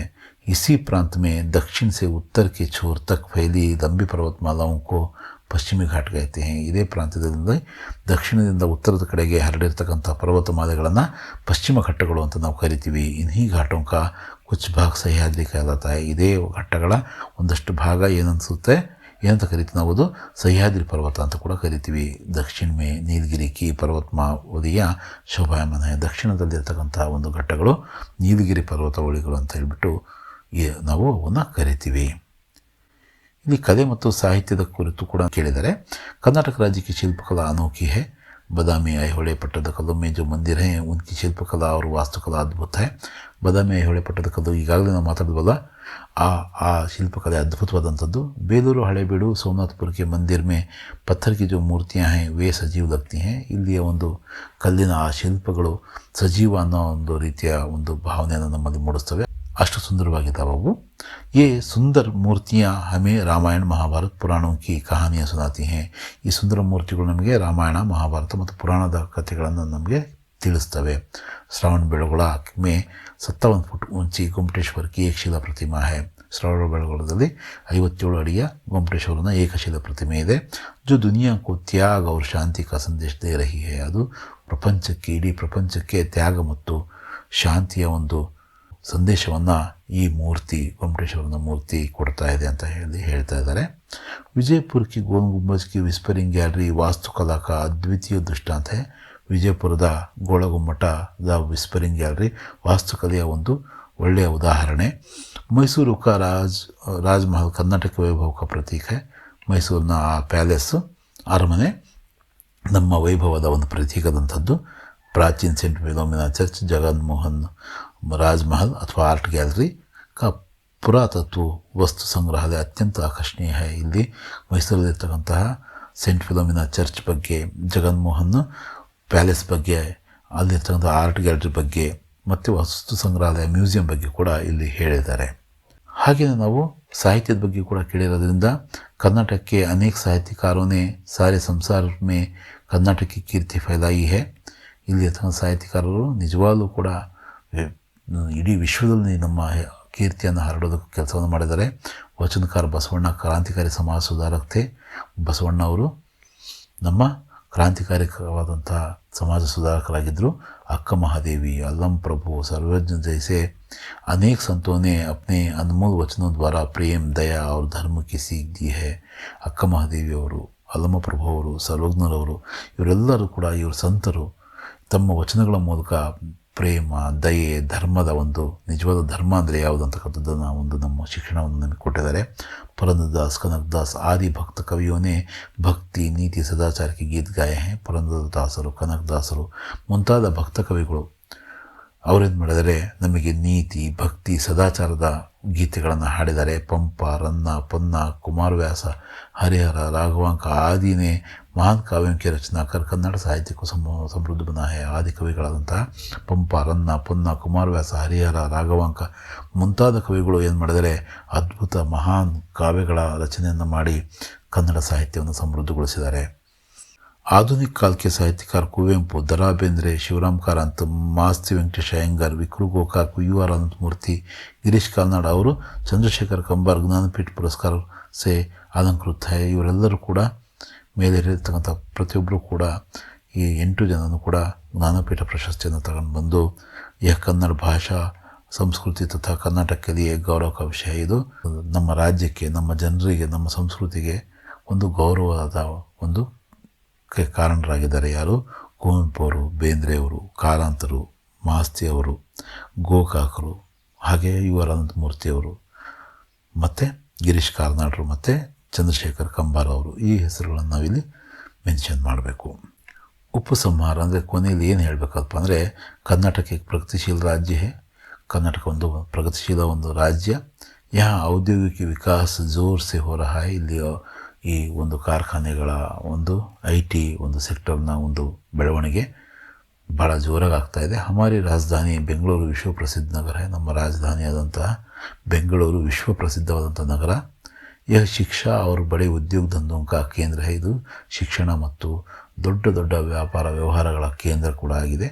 ರಾಜ್ಯ ಕಿ ಜ್ಞಾನ ವಿಜ್ಞಾನ ಕಿ ಪ್ರಗತಿ ಅಪಾರ है. ಇಲ್ಲಿಯ ಒಂದು ಜ್ಞಾನ ಮತ್ತು ವಿಜ್ಞಾನದ ಪ್ರಗತಿ ಅಪಾರವಾದದ್ದು ಅಂತೇಳ್ಬಿಟ್ಟು ನಾವು ಉಪಸಂಹಾರದಲ್ಲಿ ಹೇಳಿದ್ವಿ. ಇನ್ನು ಕೊನೆಯ ಒಂದು ಪ್ರಶ್ನೆ, ಕೊನೆಯ ಭಾಗಕ್ಕೂ ನಾವು ಬಂದು ತಲುಪಿದ್ದೀವಿ. ನಿಮ್ನಲಿಖಿತ ವಿಷಯಕ್ಕೆ ಬಾರೆ ಮೇ ಪತ್ರ ಲಿಖಿಯೇ. ಇಲ್ಲಿ ಒಂದು ವ್ಯಾವಹಾರಿಕವಾದ ಪತ್ರವೊಂದು, ವೈಯಕ್ತಿಕ ಪತ್ರವೊಂದು. ಈ ಒಂದು ವ್ಯಾವಹಾರಿಕ ಪತ್ರವನ್ನು ನಾವು ಪ್ರಾಕ್ಟೀಸ್ ಮಾಡೋಣಂತೆ. 5 ಅಂಕಗಳಿಗೆ ಕೇಳಿರ್ತಾರೆ. ಅವಕಾಶ के लिए ಪ್ರಧಾನಾಚಾರ್ಯ के नाम ಪತ್ರ ಲಿಖಿಯೇ. ಚುಟ್ಟಿ ಪತ್ರನೇ ಇದು. ಅವಕಾಶ ಅಂದರೆ ಚುಟ್ಟಿ ಅಂತಂದರೆ ರಜೆಯನ್ನು ಕೇಳಿನೇ ನಾವಿಲ್ಲಿ ಪತ್ರವನ್ನು ಬರೀಬೇಕು. ನಿಮ್ಮ ಎಕ್ಸಾಮ್ ಡೇಟ್ನ ಇಲ್ಲಿ ನಾವು ಮೆನ್ಷನ್ 24 ಅಂತ ಬಂದಿದೆ ಅಲ್ವಾ. ಎಕ್ಸಾಮ್ ಡೇಟಲ್ಲಿ ಇದನ್ನು ಮೆನ್ಷನ್ ಮಾಡಿದ್ದೀವಿ. ಪ್ರೇಷಕ್ ಅಂದರೆ ನಾವು ಪತ್ರವನ್ನು ಬರೀತಕ್ಕಂಥವ್ರು. ಇಲ್ಲಿ ಹೆಸರು ಬೇಡ, ಐ ಅಂತ ಬರೆಯೋಣಂತೆ. 10ನೇ ತರಗತಿ ಸರ್ಕಾರಿ ಪ್ರೌಢಶಾಲೆ ಚಿತ್ರದುರ್ಗ. ನೀವು ನಿಮ್ಮ ಶಾಲೆಯ ಅಡ್ರೆಸ್ನ ಇಲ್ಲಿ ಹಾಕಬಹುದು. ಸೇವಾಮೆ ಇಲ್ಲಿ ನಮ್ಮ ಪ್ರಧಾನಾಧ್ಯಾಪಕರು ಸರ್ಕಾರಿ ಪ್ರೌಢಶಾಲೆ ಚಿತ್ರದುರ್ಗ ಅಂತ ನಾವು ಬರೆಯೋಣಂತೆ. ಸಿಂಪಲಾಗಿ, ಎಷ್ಟು ಸಿಂಪಲಾಗಿ ಸಾಧ್ಯನೋ ಅಷ್ಟು ಸಿಂಪಲಾಗಿ ಈ ಪತ್ರವನ್ನು ಬರೆಯೋದನ್ನು ಕಲಿತರೆ ಒಳ್ಳೆಯದು. ಮಾನ್ಯ ಮಹೋದಯ, ಮಾನ್ಯರೇ, ವಿಷಯ ಅವಕಾಶ ಕೆ ಲಿಯೆ ಪ್ರಾರ್ಥನಾ ಪತ್ರ. ಏನು, ಈ ಒಂದು ರಜೆಯನ್ನು ಕೋರಿ ಪತ್ರವನ್ನು, ಮನವಿ ಪತ್ರವನ್ನು ನಾವು ಬರೀತಾ ಇರೋದು. आपसे निवेदन है कि मेरी तबीयत ठीक नहीं है, इसलिए मैं 2 दिन तक ಪಾಠಶಾಲಾ नहीं आ सकता ಅಥವಾ ಆ सकती. ಅಂದರೆ ಹೀಗಾಗಿ ನಾನು 2 ದಿನಗಳ ಮಟ್ಟಿಗೆ, ಅವರು 3 ದಿನ ಅಂತ ಕೇಳಿದರೆ 3 ದಿನ ಅಂತ ಬರೆಯೋಣಂತೆ. ಇಲ್ಲಿ ಏನೂ ಕೇಳಿಲ್ಲ, ಆದ್ದರಿಂದ 2 ದಿನ ಅಂತ ಬರೆದಿದ್ದೀವಿ. 2 ದಿನಗಳ ಮಟ್ಟಿಗೆ ನಾನು ಶಾಲೆಗೆ ಬರೋಕ್ಕಾಗಲ್ಲ.